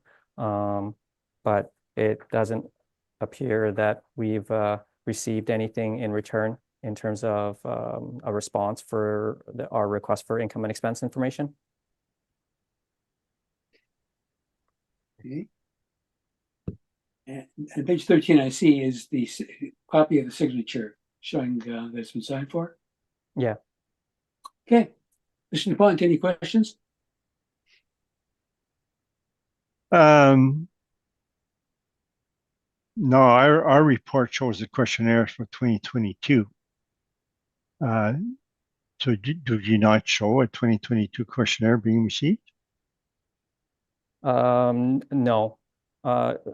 Like what it did show when I looked into it, because I saw what you had presented at the back of your brief, and what I did see was that I think they might have filled it out a little bit online, but it wasn't submitted, and so it was never recorded as being received, so or recorded as being submitted. So I think that's why you have that, and why our system is indicating that we didn't receive anything, because it wasn't submitted. But you could see it online though. Yeah, but it was never submitted by the owner, in the sense that like they fill it out and then they save it and they submit it, but it doesn't appear to be submitted. I don't understand. You said you can actually see it when you go on your online website and you said it's not submitted. Yes. So if you as a necessary see it, Yeah. was Yeah, it not I can submitted? see I can see what you have on the back of your information, your brief. Yeah. But when I looked at the record that the property owner, it didn't indicate it that it was submitted. You know how, like, if you want to to complete the process, you can submit the income and expense information. So they did not click the word submit on the questionnaire, It online questionnaire, yeah, it doesn't appear so. but they did enough that you can actually read it, that you can actually Yes. get it. Yes, what I was able to see what you have on the back of your brief.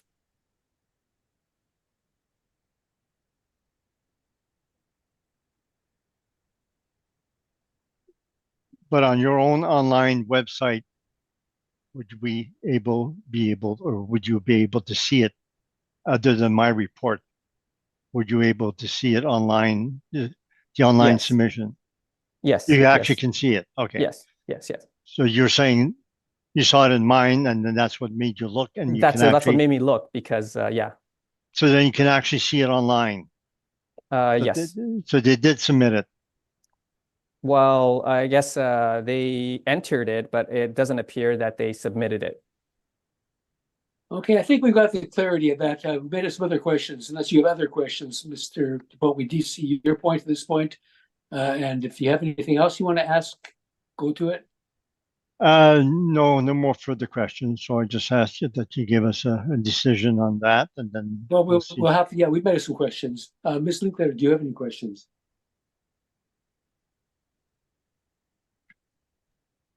I'm just wondering, Mr. Wong, do you know on page 13 whose signature that is?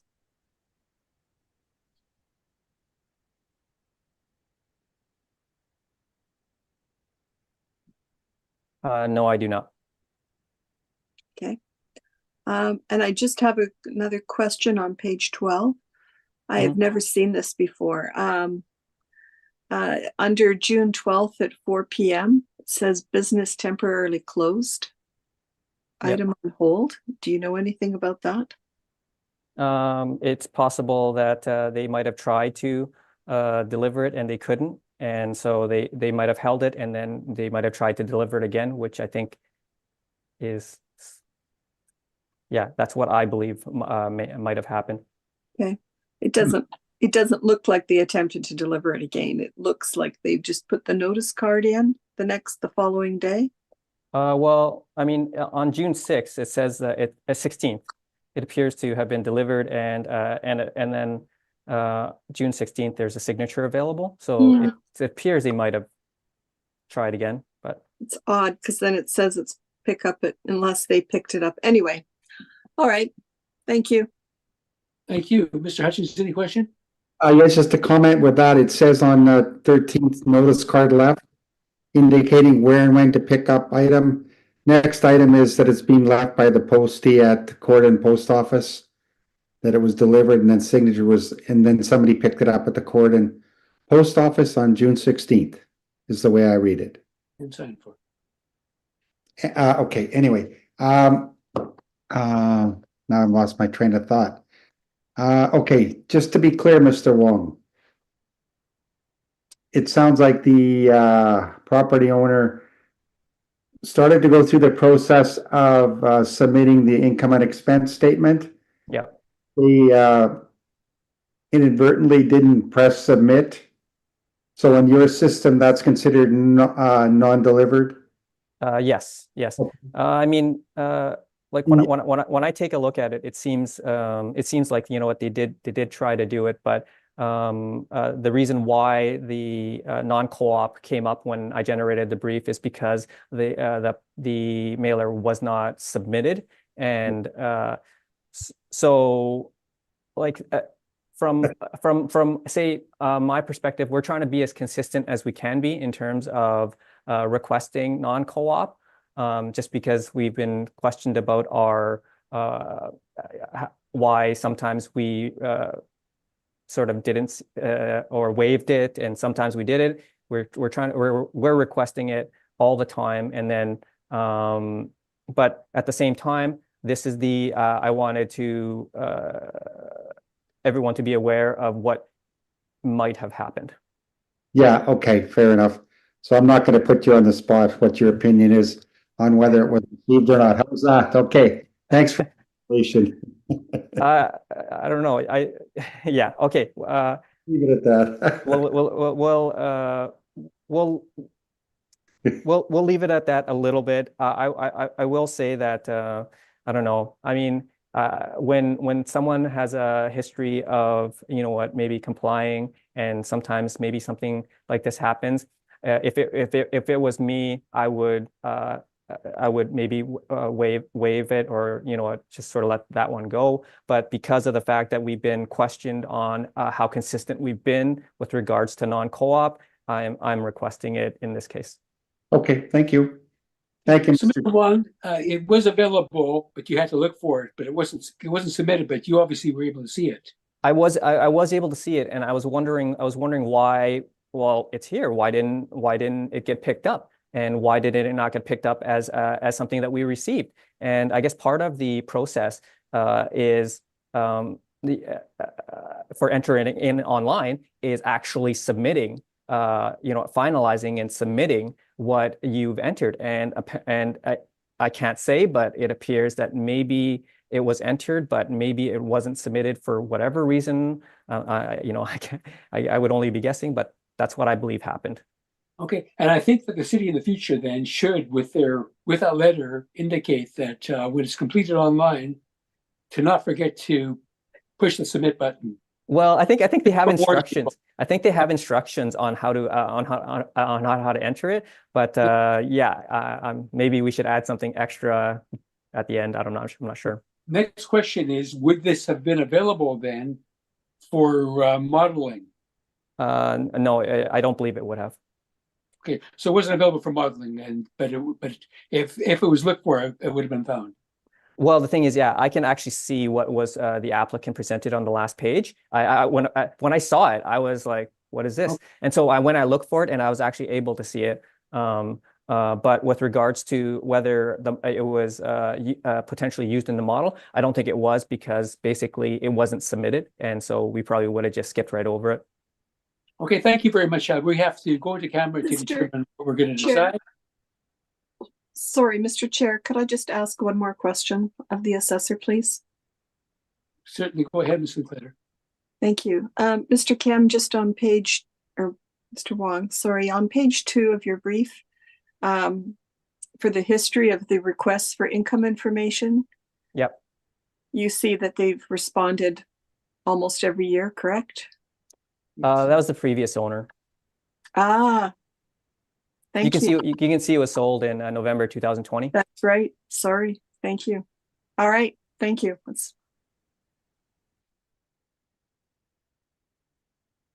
Although when it was sold, it appears that must have been just a fraction sale because it's only for $2 million. Well, it was probably for the land. Perhaps. The same Okay. owners then. Okay, we're going to go into camera and we'll make our determination. Okay, thank you.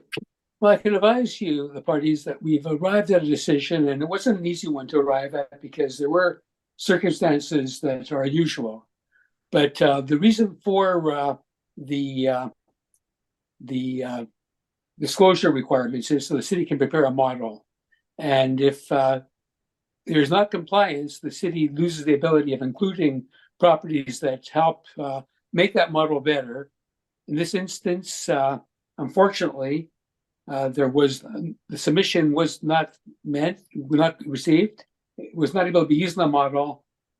And under those circumstances, we feel that we have no recourse other than to grant the applicant's or the assessor's request, and we're granting the non-co-op. So, Mr. DuPont, as you know, that means that the onus reverts to you. So you'll be going first, and if we do make a determination to reduce the assessment, it won't take place until the 2026 assessment year. So, Mr. DuPont, you can proceed when you're ready. I asked for confirmation. Okay.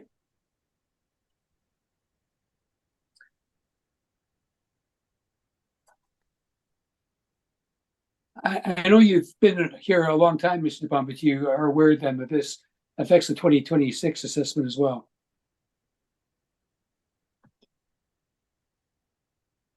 If you Yeah, I mean, if we can appeal the municipal board, then the 25 and 26 will That's be fine. could be handled there. That's fine. I would like to point out that 16.1, we did not discuss this, but it says that the assessor can ask for information that might relate or affects the value of the property being assessed. So it is not relevant for the model. You cannot ask information for a model. So that the reason you gave, it's not correct, I believe. So I know you made that decision, but I would ask you to reread 16.1. The only purpose the assessor can use it is for assessing the subject property itself, not for statistics, not for models, and not for them to go apply for another property, etc. Anyways, you made your decision, but I would suggest that you reread 16.1 for future decision. Mr. DuPont, when your assessment was derived, they could not use the information that you would have provided that would have affected your assessment as well. So that was a reason we gave, but it's not the only reason. And definitely we gave a very abbreviated reason, but it's not the full reason. We're not writing a legal decision here, which if we were called upon to do so, would have been a lot longer. Yes, okay. We kept the brief. If you're asking for confirmation, you can do so. Where we made a decision, that decision we're standing by, and if you choose to just ask for confirmation and go to the municipal board, you're certainly free to do so. Yeah. Sorry. Yeah, I restate. I just want confirmation at this time. Okay.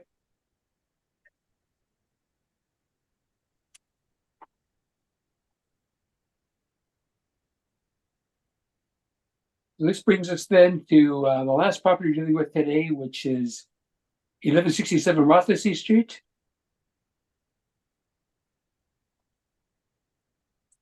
And Mr. Wong, when you're ready. Okay, just 1 second, please.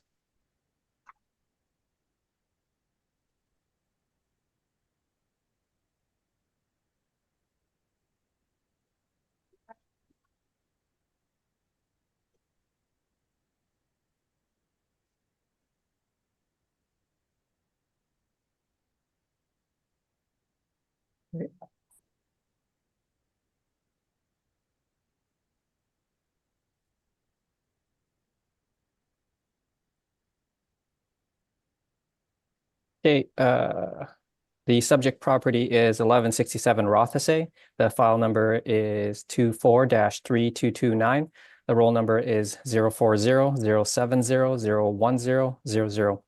The roll year is 2023, and the residential assessed value is 45,583,000, and the commercial portion is 3,142,000 for a total of 48,725,000. This is a residential multi-use property that's 10 stories high.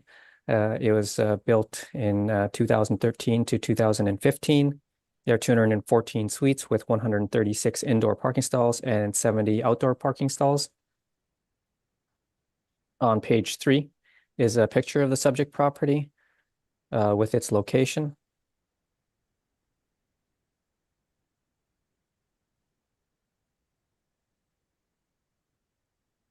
On page 4 is our income valuation summary for the residential apartment block. That we used average rents of $1,545 to get a potential income of $3,968,000.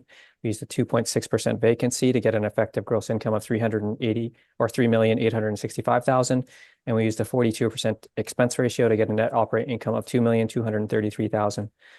Capped at 4.9%, we have an estimated market value of $45,583,000. For the office income stream, the estimated net operating income is $81,000, and capped at 6%, the estimated market value is $1,447,000. For the retail income stream, the estimated net operating income is $43,000. Capped at 5.9%, the estimated value is $810,000.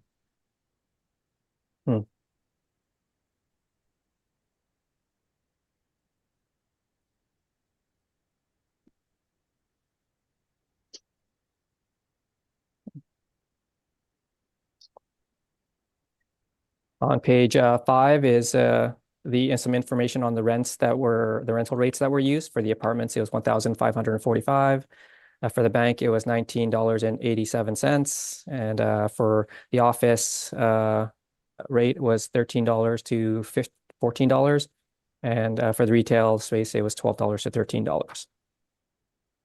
On page 6, there are some rent comparables showing that the rents we've used are in line with what's in the market. And on page 7 are some comparable leases, some comparable leases for the bank, which range from $16 to $35. So it supports the $20 that the model is applied. And for the retail space, that some comparable leases range from $13 to $17. Which is also supportive of the model rates. On page 8 are the actual rents of the subject property. So for the retail, office, retail and OFM, their net rate is $14, which is in line with what the model has applied. And the Scotiabank rate is $20, which is also in line with what the model has applied. The apartment,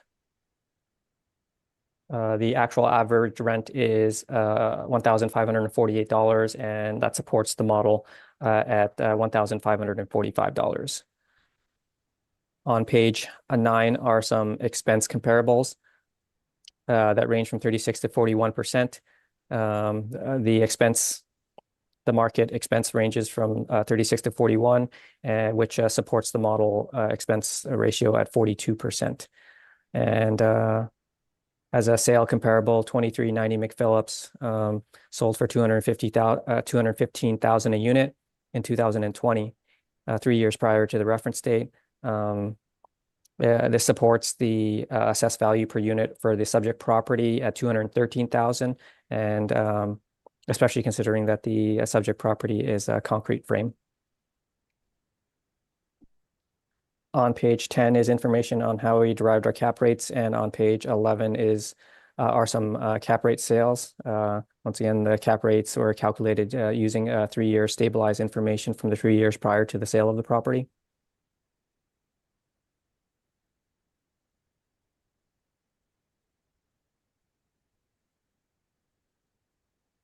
And the remainder of my brief is the income statement supplied by the owner. So to conclude, the commercial rent that the model is applied is supported by the actual rents, and the apartment rents are supported by their actual apartment rents, and the expenses are supported by the expenses, and the cap rate that the model is applied is supported by the market.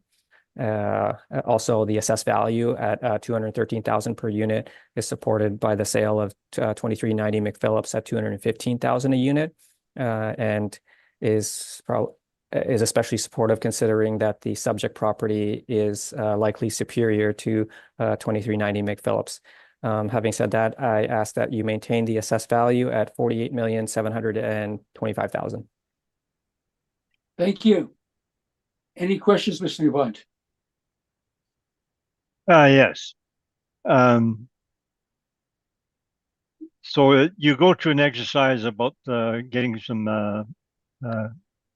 comparables for expenses. So would you agree you have not done a site-specific valuation or even an average of their expenses, et cetera, for this property? No. And then your commercial value, which is page 8. You show 2 commercial tenants under retail at $14 per square foot. And you say clip from page 17. Mhm. So if we go to page 17, so that's the 2 tenants are paying 14. Now there's 3 other tenants at 0, the vacant since it was built. Yeah. So are you taking into consideration the vacancy that they should be higher than normal? I'm not sure if it should be. Just I mean, it depends on how long it's been vacant, but typically speaking, when you look at it from an appraisal standpoint, you probably wouldn't value the property using a 50% vacancy. So I thought that the rate is supported, and a market vacancy being applied is probably typical in when you're trying to value it. The first tenant there started in 2018. So would that appear that all the units were ready since 2018? So as of 2023, it's been vacant for 5 years or never rented out? I'm not sure if they've been rented or not rented. But they show vacant. So They currently show vacant. That's the current status, yes. And have you checked the other years, 21, 22, and 20? No, I have not. So if I told you have been vacant since it was built, you would agree with that? I couldn't agree with that because I don't know. Okay. And then when you have a vacant unit that's never been rented, so would you agree most of the time there are shells and they have not done the flooring yet, and they haven't done a lot of their walls because they haven't figured out how to demise the premises? You would agree with that? That could potentially be the case, but I haven't inspected the property, so I don't know.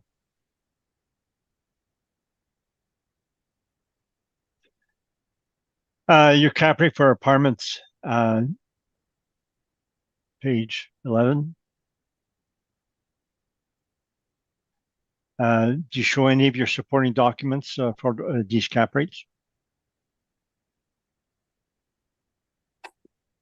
No, we do not. But like I said, we did stabilize 3 years of their income and expenses prior to 3 years prior to the sale. And do you have any workup for those cap rates? No. In the case of 150 Hendon, are you aware that the rents increase over 8% by the possession date? Are you aware whether you use the historical rents or the rents at the time of sale? I'm assuming we use the known information prior to the sale. That means you use the historical rents, not the rents at the time of sale? No, we use the rents for the for the 3 years prior to the sale. So you did not use the rents after the 8% increase then? Oh, I'm not sure what might have happened afterwards, but that that information may or may not have known. We used the information that was known, which is the information prior to the sale, and we've used this. We've been consistent with our approach in terms of calculating these cap rates. So that's how we calculated the cap rates on page 11.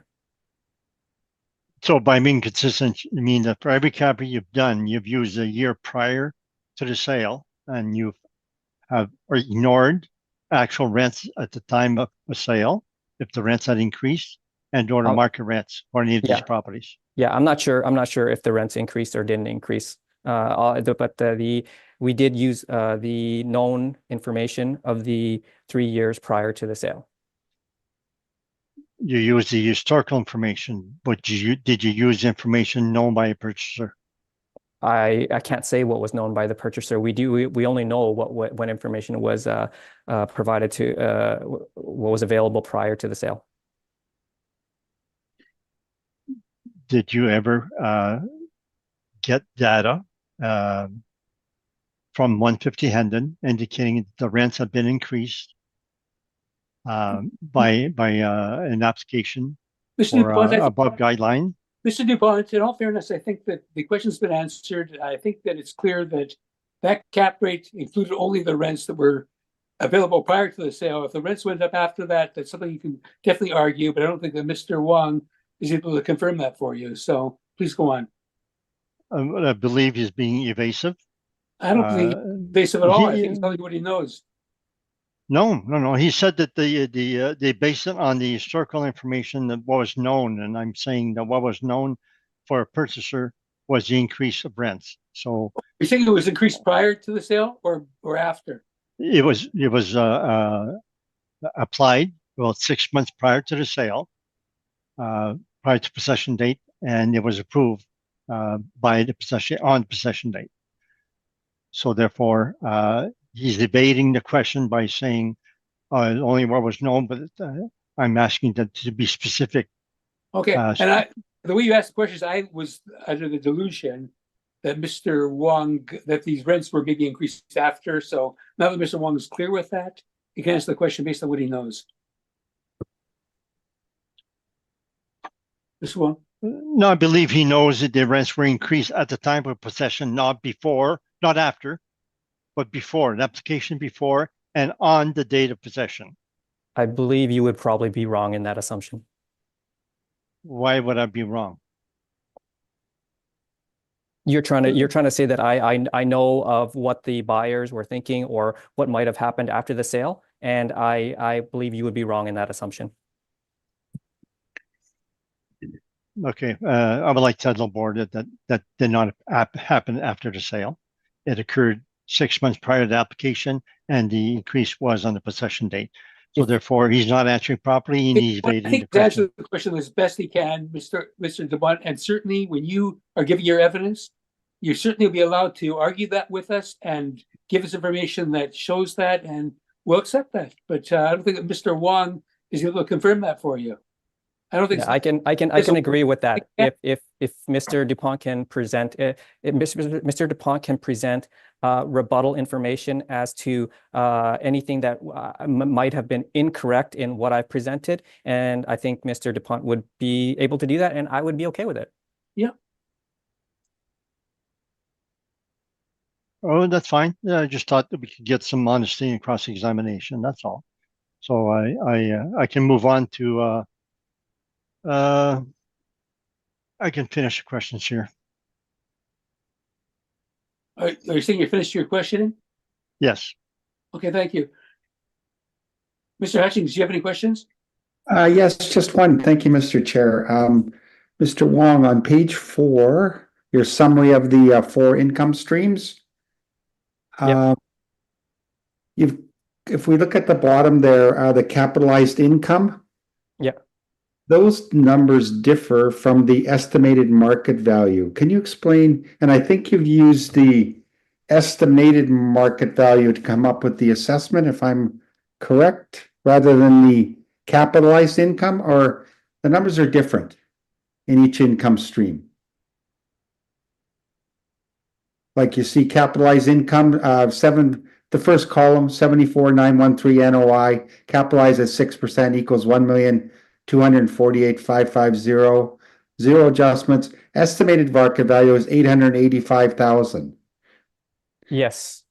Uh, I was looking at that earlier, and quite honestly, I don't know why the numbers are not lining up. Okay, because there's zero adjustments there. So Yeah. on page 1, for instance, the class code 60 taxable comes to $3,142,000, whereas I believe if you add up the capitalized income, it comes to $3,342,000. So Yeah. yeah, but yet the roll reflects the lower number.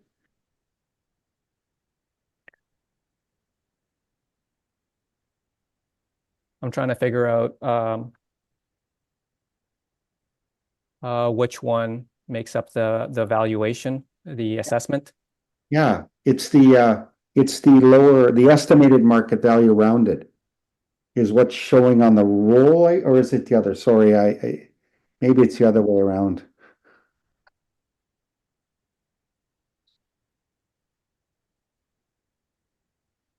It would be the bottom number. Yeah, Yeah, it would be the bottom number. And I believe that the bottom number is a little bit lower than what the income stream works out to.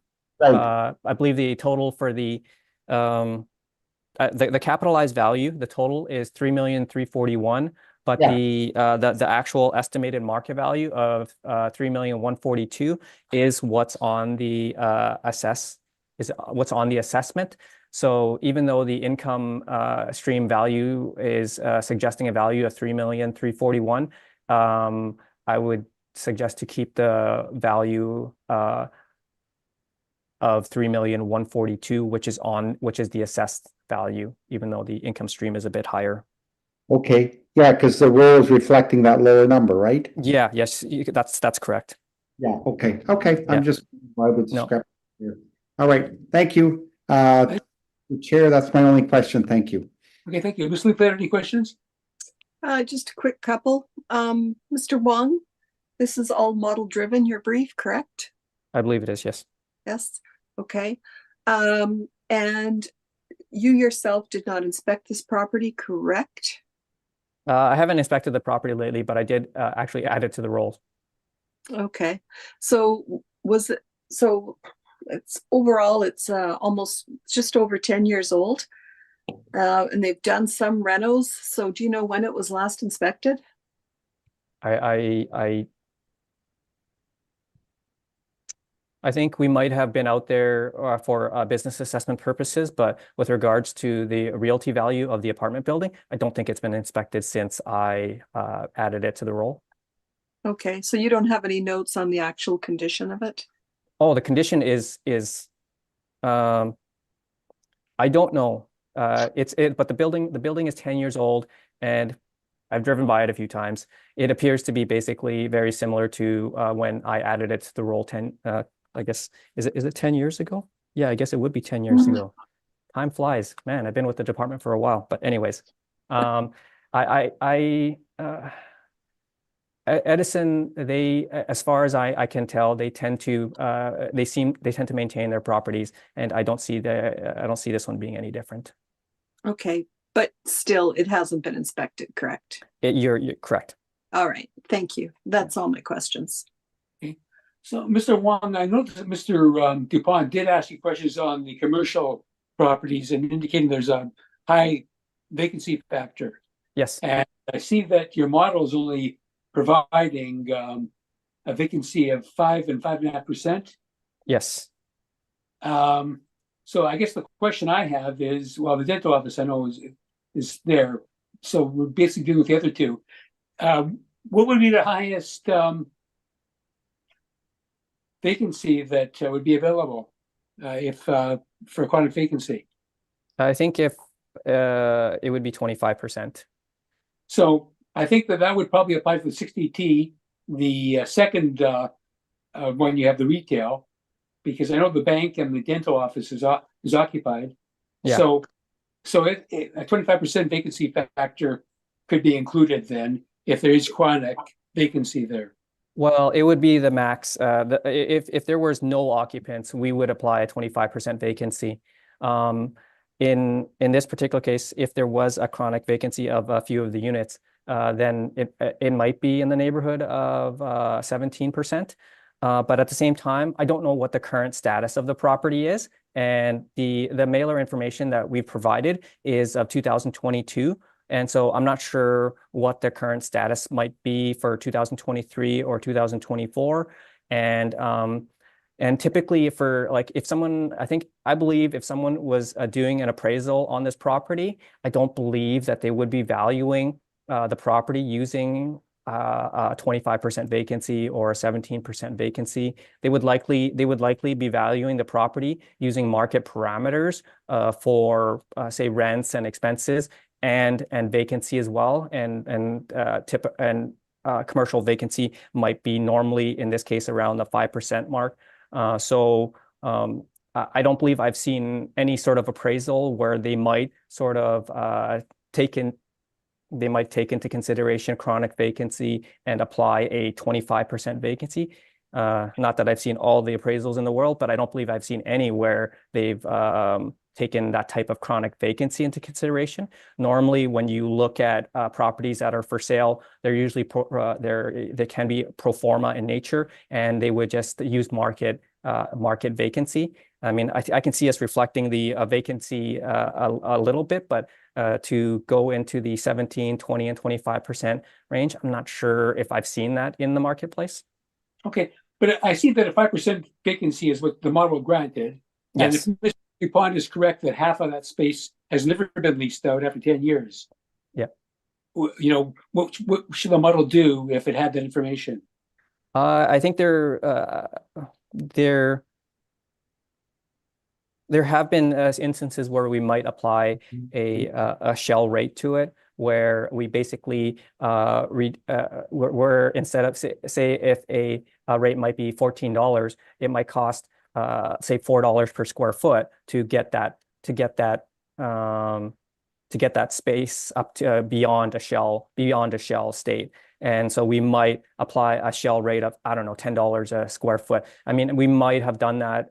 We might have done that before. And I think that would be maybe a little bit more appropriate than applying like say a 25% vacancy or a 17% vacancy. That might make a little bit more, make a little bit more sense to me. Okay, but I'm trying to do something that I can do. Yeah. Okay. Yeah. I think you could definitely reflect a chronic vacancy, but to just say, for example, if there were say 2 units in a building that was, and those are the only 2 units, and they were vacant. They were vacant for say 5 years. I think to apply like 100% vacancy to value the property, it may not be the most accurate, but to maybe make a modest recognition in terms of the vacancy levels, I think that would be reasonable. Okay, thank you very much. And the next thing I noticed is that the cap rate that the model chose on this property is was it 4.9%? Yeah, 4.9%. And we had 5.9% on the previous one, which they seem like very similar buildings. How do you account for that?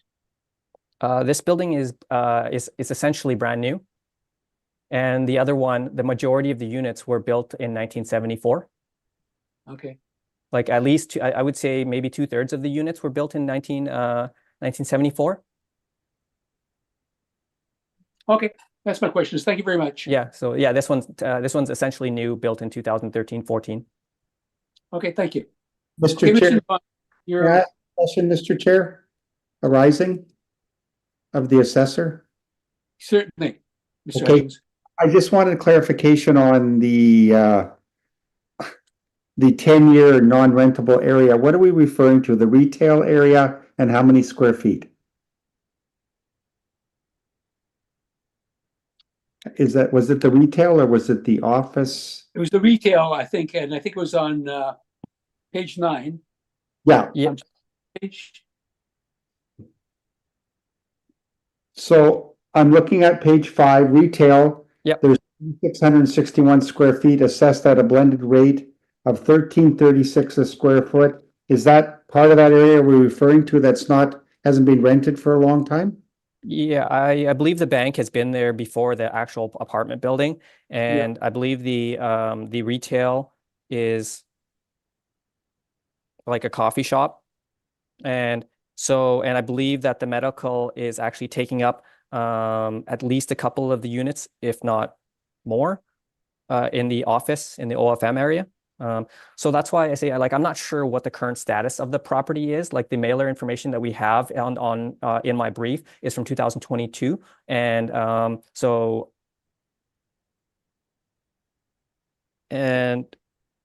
I guess what I'm looking for is some information on, I think you suggested there might be a $4 per square foot reduction in the rate used to reflect the vacancy, and I'm wondering how many square feet is being affected. yeah, I mean, if you just look at the 2022 rent roll, there would be 3 units that would be affected, as far as I can tell. Page 17. Page 17. Okay, and how many square feet is that approximately? If we assume they're not, if they're vacant. So, Yeah. well, we'll call it chronic vacancy, but I know that's not what it is, but. I don't have the, if you hold on, I can give you that number if you let me punch it in. Maybe Mr. Wong, maybe I'm asking the wrong person. Maybe Mr. Dupont is going to bring it up. Yeah, I have that in my report. Yes. Put up that information. I apologize. Okay, thank you. That's all my questions. Thank you. Yeah, sir. I guess 4,896 is the vacant space on, according to page 17, my page 17. Okay. Thank you. thank you. Okay, Mr. DuPont, you can proceed then. Oh, I have to redirect then based on the questions that you've asked. So on page 17, can I proceed with redirection, Go ahead. please? Go ahead, Yeah. Mr. DuPont. Page 17, you show one tenant, Dr. Greg, dentist. The other one's a coffee shop, and then the other 3 are vacant. So you show 3387 square feet as being dentist as occupied. Your page 4, is that the page that you have? Page 4. So the office dental, you have a lot more rent than the retail. You don't show the square footage there? Yeah, Is that shown on page 5? Is it not matching? There's square footage on page 5. But where's the square footage in page 4? No, it doesn't. But you can see that on my page 4, the retail space is 3,661 square feet on page 5. Yes. And it's you the got same- 6,500 as dental. Yeah. And then on page 17, the questionnaire indicates it's the other way around. Is 3,300 as dental and the rest is retail or vacant.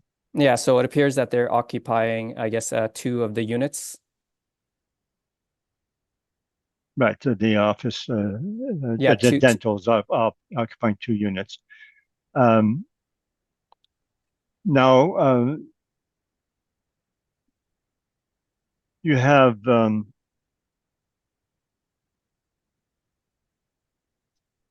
questions was asked by Mr. Hutching on page 4 is that your values do not match. Now, if you go to my page, my questionnaire, my appendix, it shows the original assessment. On page 24, you had only two retail categories or two commercial categories, bank and retail. And it's now, you now have added an office medical. Did you do that yourself here? Or is that from the original assessment? I believe a colleague might have updated the nature of the space because it might have been originally retail to begin with, but because a dental office moved in, they changed the space to medical, and actually talked with my colleague about it. And I believe that there's a chance, or that they might be expanding the space that they're using in terms of medical. And I believe that's why it was switched over. So my page 24 shows that you had the retail with 6.6% cap rate. Now you have 5.9 for retail and 6 for office medical. So why did you break down the cap rate?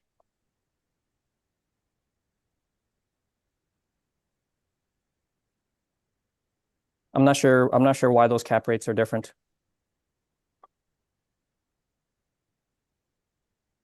Okay, it's all questions. Thank you. Thank you. Okay, Mr. Butt, when you're ready, you can proceed.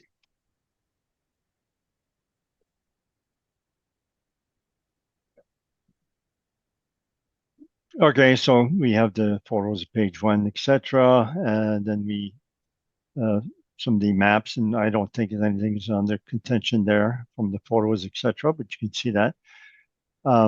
So we can go to our cap rate residential component, page 13. So I have a rebuttal on his cap rate that I have to present also, as well as my report, as well as my cap rate study. So this is one of 3 reports I have to present.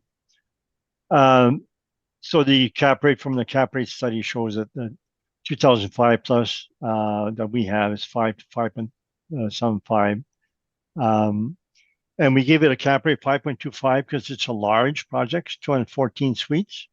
And the assessor has given, we notice, the 70s and the 80s, etc., that properties over 75 suites get a higher cap rate than those below 75 suites, and those over 100 suites was a bit more. And then by the time you get to 696 suites, they go up to 5.9. We had quite a few also high rises in the past where they were 5.75, 5.8. So I gave it a 0.25% premium due to the fact it's large, 214 suites. So our range for that age group is 5 to 5.75. We went to 5.75. Now page 15. So now we have an income approach on the revenue and expense. But if you go to line 33, we have a slightly higher NOI than the assessor on the residential part. So we're down to cap rate. So I don't know if you want to spend a lot of time on this. But on line 11. Your NOIs are in agreement, with the model. I don't think we have an issue. So I think it's cap rate. Okay. We've excluded the commercial income. We removed the commercial recoveries for CAM, and we calculated the taxes based on the residential only. And then we have similar net income. And we've done our stabilized revenue repairs maintenance on a normal basis. And anyway, so we end up with cap rate argument only. Page 17 is the commercial. Now you notice I have only 2 categories, bank and retail, and that's based on the original assessment. And the assessor has added a new one now, a dentist, dental. And we show that we use 20% vacancy for the retail. And in red also on page some teams that we increase the cap rate also. Then we'll give you the exact calculations for the next one. So page 18, the bank is paying $20 a square foot, at least starting 2022. So if you look at the bottom of the page, the assessor has 1987 per square foot. So our is a bit higher. They have a 6% cap rate and 8%, $8 for shortfall. So we agree with everything there with the assessor, except we use 6.5 cap rate. So on the bank, we're in agreement except for cap rate. So it says there, the remarks, the third last line we have there in red, it says dispute cap rate only. Then under retail below that says dispute vacancy and cap rate. So then the next page, page 19. So the dentist occupies 2 units, 3387 square feet. That's from the rent roll, which you saw in the assessor's brief, and which we have in ours also. And so they're paying $14, and it's starting in 2018, then when it's 2022. The assessor has at the bottom, the second last line, that 1377 per square foot. Now we've agreed to that for the vacant space, and I hemmed and hawed as to whether I should give it a shell rate or not. I did not. For 2023, we use a $7 shell rate. For 2020, the assessor used a shell rate of $6.15 per square foot. So this property was assessed by the assessment department at a shell rate initially at $6.15 a square foot. We had a $7, and when I took over this file, it was the initial analysis at 1377, and I thought of changing it, but I did not, since I believe that if we went and inspected it and it were in fact a shell, we should not be putting it 1377, because whoever owns this will have to spend some amount of TIs to bring it up. So it's probably has very little electrical not done yet. They have the box there. They haven't done that. They haven't done the lighting. They haven't done the demising walls. There's no ceiling. There's no carpeting. So therefore, I believe my 1377 is extremely generous. And that if I were to go to municipal board, I would likely inspect the property and go down on that rent to a shell rent. So the main issue we have now is the vacancy. We're allowing 20%. Then we show the actual vacancy in red on the right-hand side of the page there, right across from where it says 20%. So 22 vacancy at the year end was 47%, 47.68. And 21 was 53, and 2020 was 67, 2019 67, 2018 67. So we've had this appeal under appeal for multiple years. It's been our client ever since it was built. So this is the historical records that we have, and it shows the units that they had. So it is in fact chronic, because these units were available for rent, and the market is not terribly interested in renting it. So this is the actions of the market. Then they're not renting those properties. So it has close to 50% vacancy. 2022, and we've allowed only for 20, recognizing that a buyer would not assume it will be vacant for the rest of its life, but it's a chronic vacancy. And for years, 20, 30 years, and doing appeals, like Ken said, the maximum chronic vacancy allowed by the assessor and the boards, I believe, is 25%. So we're slightly below the chronic vacancy maximum, 20%, because it's got a long history of being vacant. So then we agree with the assessor shortfall and other expenses, etc. But the cap rate, they have 6.6. We use 7%, and this report today, they're changing the cap rate. They're going lower yet than what the original assessment was. So if we go to page 24.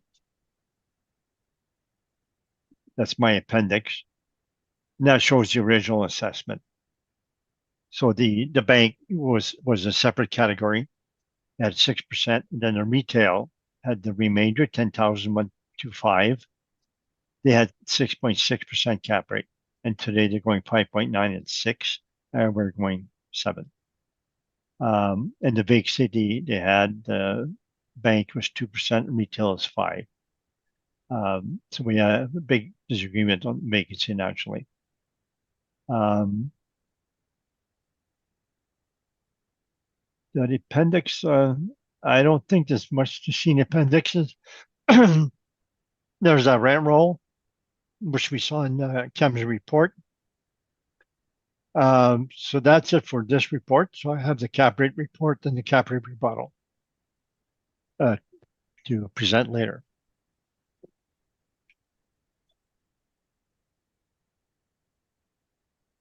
Okay, so you're open for questions on your evidence Yes. and Yes. reserving the right to. Okay, that's fine. Okay, Mr. Wong, any questions? No questions. Thank you. Mr. Hutchins, any questions? Yes, thank you, Mr. Chair. Mr. Dupont, page 17. How many square feet of commercial space are you using for your calculation? The retail portion.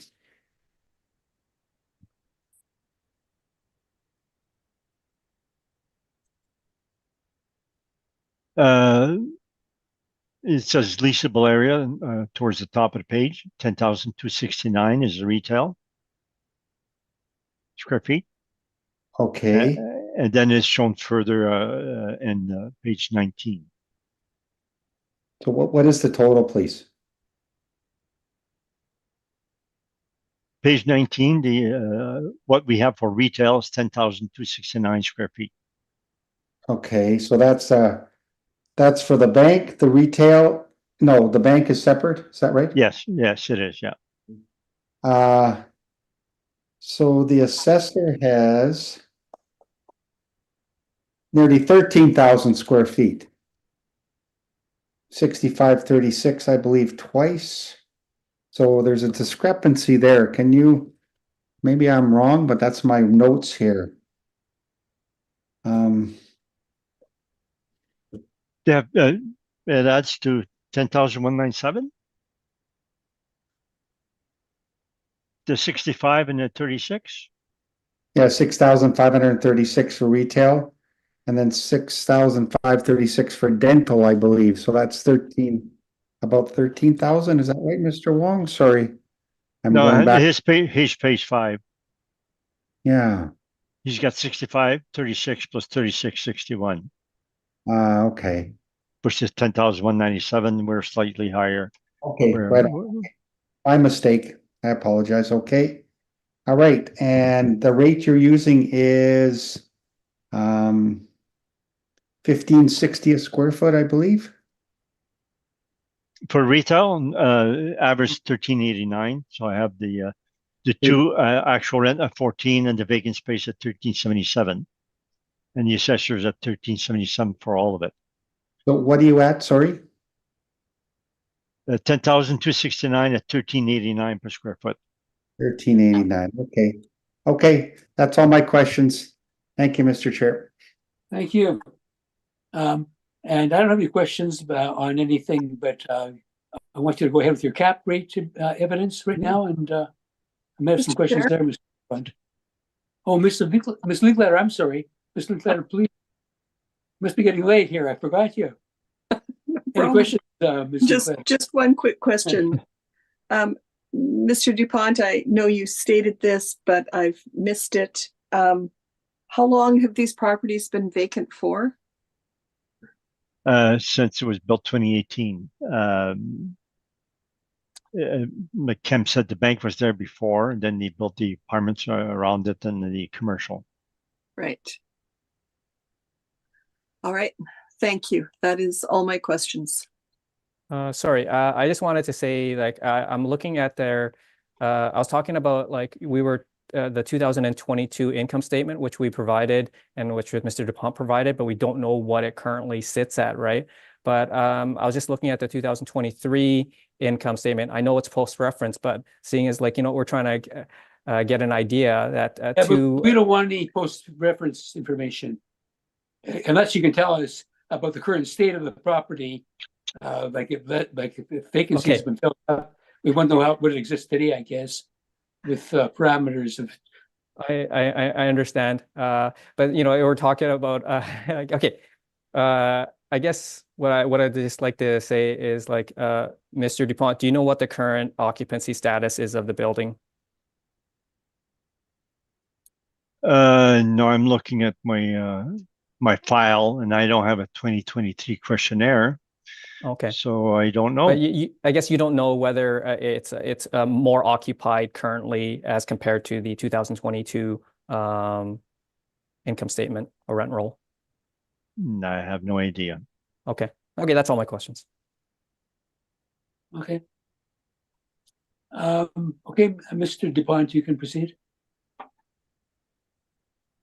With my cap rate rebuttal. Yeah. So I have to find it, and I guess you have to find it too. I'll send it to you right now, Mr. Assessor. Thank you. Okay.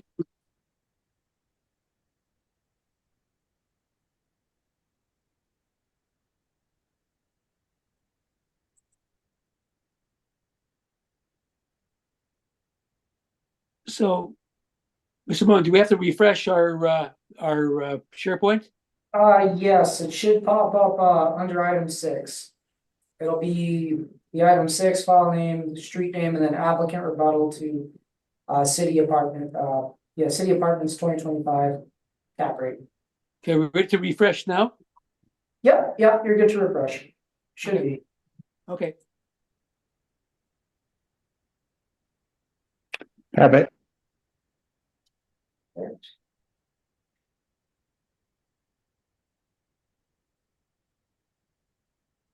Okay.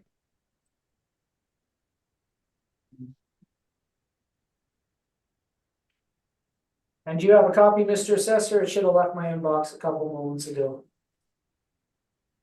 I have it. Okay. Okay, so we have your rebuttal in front of us, Mr. DuPont. Okay, so the page 2 shows the assessor's cap rate.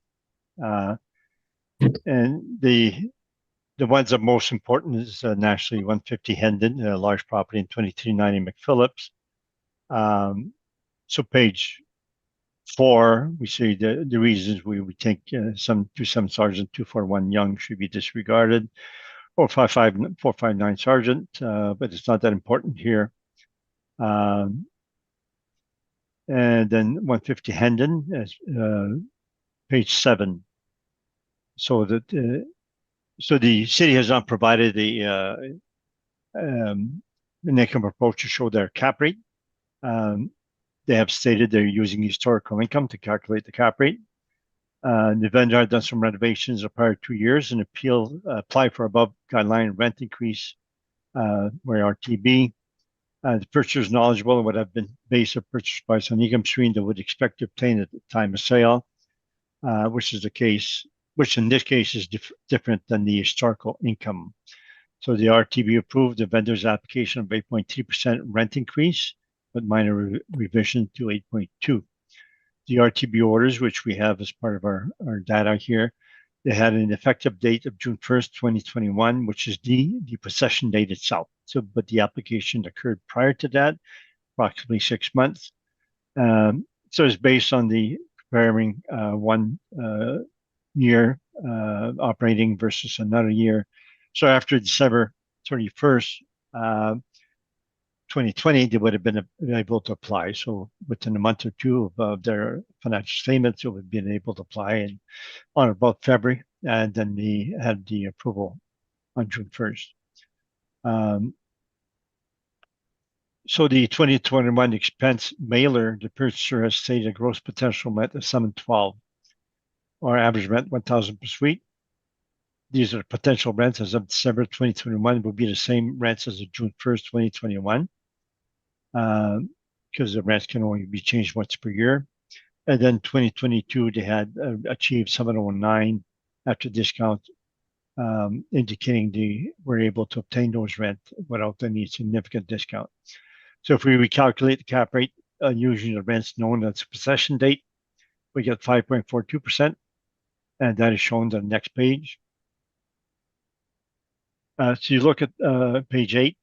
So line 8, effective gross income, they got 596,000 in 2020. And then they applied for rent increase and they got 712, which is shown on page 1. So the assessor is using 596, which would be inappropriate when the purchaser knows that the rents are being increased or there's an application that RTB and was in fact approved by possession date. And if you look at page 27, line 27, sorry, the repair maintenance, there were 53,000 2017, 59 the next year. Then the next 2 years, 105, 114. So they did some higher repair maintenance. And that would have allowed them to increase the rents to a point where the tenants would accept them and would allow them to go get approval of RTB. So those higher repair maintenance would result in higher rents, and which they did. So we inputted the income line 3 at the actual rents. And then we come to cap rate 5.42%.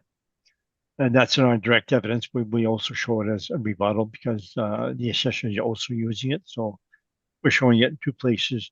And then page 10, it shows the approval from RTB. And here it goes, it shows the reasons for the decision. So it shows how they arrived at it and it gives a narrative, etc. So it says the landlord, third paragraph, applied for 8.34 and they approved 8.2, and they show how it was done. The next page, page 11, they compare expenses from year to year. And then they signed that July 14, 2021, page 12. Then they issued orders on page 13 to each of the tenants. So this is a sample order. That's our notes here. And they sent it, we blacked out the name of the tenant. So it's between a landlord and a certain tenant name, and they show what the rents were and what they're from to. So it includes the parking. So it shows the rent increase for that type of suite.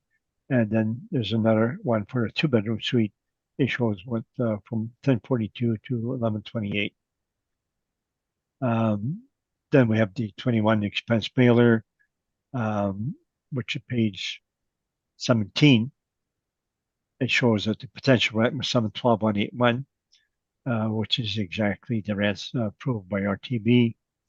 And December 22 shows those were the potential rents, and after discounts, very little discounts.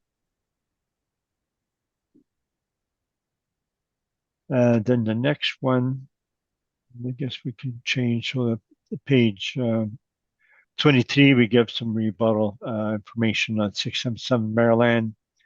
The city is using an older sale of 2020 when there's a newer sale of March 2023, so it's improper to do. Then 2390 McPhillips, the city is ignoring market rents as shown by actual rents after purchase as well as comparison with CMHC rents. That will show in our own income approach. So we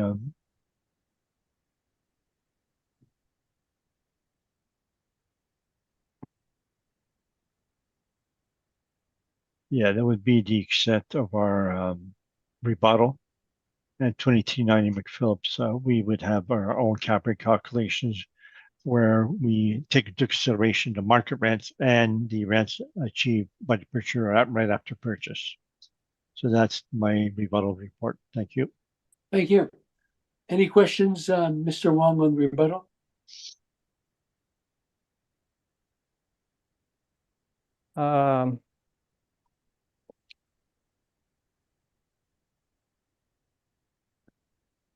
no questions regarding, just maybe a little bit of a statement. It's like, you know what, when the applicant when you're calculating a cap rate, or when you're trying to calculate a stabilize for the valuation of a property, I believe you should do it in a consistent manner. And like what we've done, what they're doing here is like they're applying different rents Okay, to you know, Mr. Wong, I'm not saying, I think you have the right to make a summation. yeah, But yeah, okay. I'll let you do Uh, that. I think it's the wrong time. yeah. I guess just one question with regards to 150 Hendon. I was just wondering if any of the expenses, the post-sale expenses and stuff, were looked at when they're trying to calculate their cap rate. You seeing as you used post-sale rents. No, I use the rents at time of sale. I'm not using the rents after the sale. I'm showing what they receive in the questionnaires to prove what they got and that they actually got it without discount. But I'm not stabilizing the year after purchase. That is improper. So the Appraisal Institute says you use the historical revenue and expense only to establish the next year's income, so that from all you got there, what do you expect the purchaser to obtain the next year? So that's the proper way to do a cap rate and to stabilize a subject. So what we're doing when we stabilize a subject property is that we're using the historical to stabilize what the purchaser would have for the first year net income. Okay. But on your so on your page 8.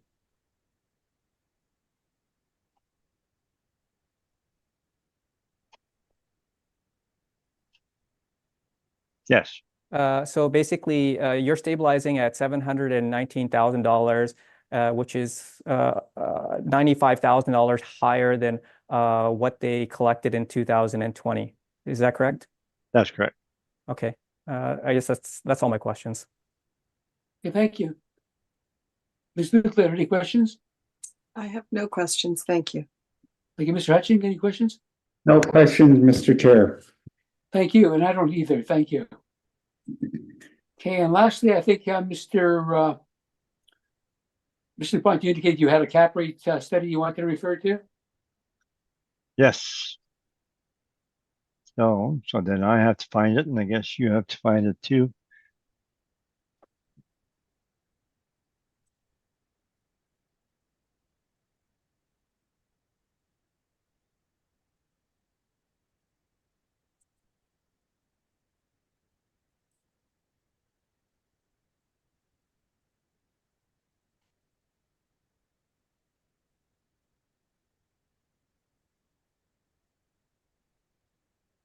So I found the cap rate study, and I can start whenever you're ready. We're ready. Go ahead. Okay, it's a long study, and I don't want to go through all of that, but the interest rates went up from the last cycle to this cycle, so that they should take that into consideration. And we have the market reports from Colliers and CBRE, etc., which is shown on our page 5. And the assessor has that also in their brief, etc., so that we fit within those range from the brokers' reports. Then page 11, we have the list of cap rates that we have. Now for the property here today, the first 4 that we have would not be applicable. So only 150 and then 2390 McPhillips would be applicable for the property here today. So page 11, we show that 150 Hendon was 59 suite. It was for 6.8 million, so it's relatively large, 7 million. And it was 5.42% cap rate. And 2390 McPhillips was built in 2015, so a very similar age to this one. And I had a cap rate 5.59. And the actual rents in place were below market at the time of sale. So we've adjusted for the market rents on this particular property.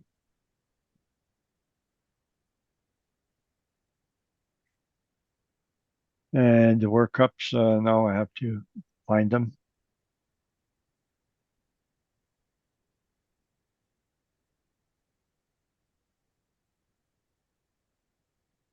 So 150 Hendon's page 19. Which is the same report as I gave in my rebuttal evidence. And the supporting documents is also in the rebuttal evidence. So what you saw that again. So it's being introduced now in my cap rate. So historically they were getting 596,000 on line 8. And then they applied for rent increase. They got 712,000 and they had it approved by possession date. And I believe that an appraiser and the purchaser that's knowledgeable would be using those rents known at the time of sale. And part of the appraisal theory is that you stabilize as to what's to be expected in the first year. So you use the historical and the known rents that you would have to determine what you could get for the first year of income. And so that comes to 5.42% cap rate. And the next one, page 20, is a 2390 McPhillips. So the rent, line 3 that they got was 1,445,000. We used 1,649. The actual rents on the remarks to 1339 were below market, a large increase after purchase, and they were below CMHC rents also. So then the other remarks at the bottom, rents in place at time sale are below market. Difference between CMHC rents and pro forma was $104 for 1 bedroom, 184 2 bedrooms. Shows that they had the 5 appliances on suite, pantry storage. And then we used the rents obtained by the purchasers, which is shown in the appendix. That's what we use for the 1649 in rent is the rents that the purchaser had in their ad, which I guess if I scroll, I can find it.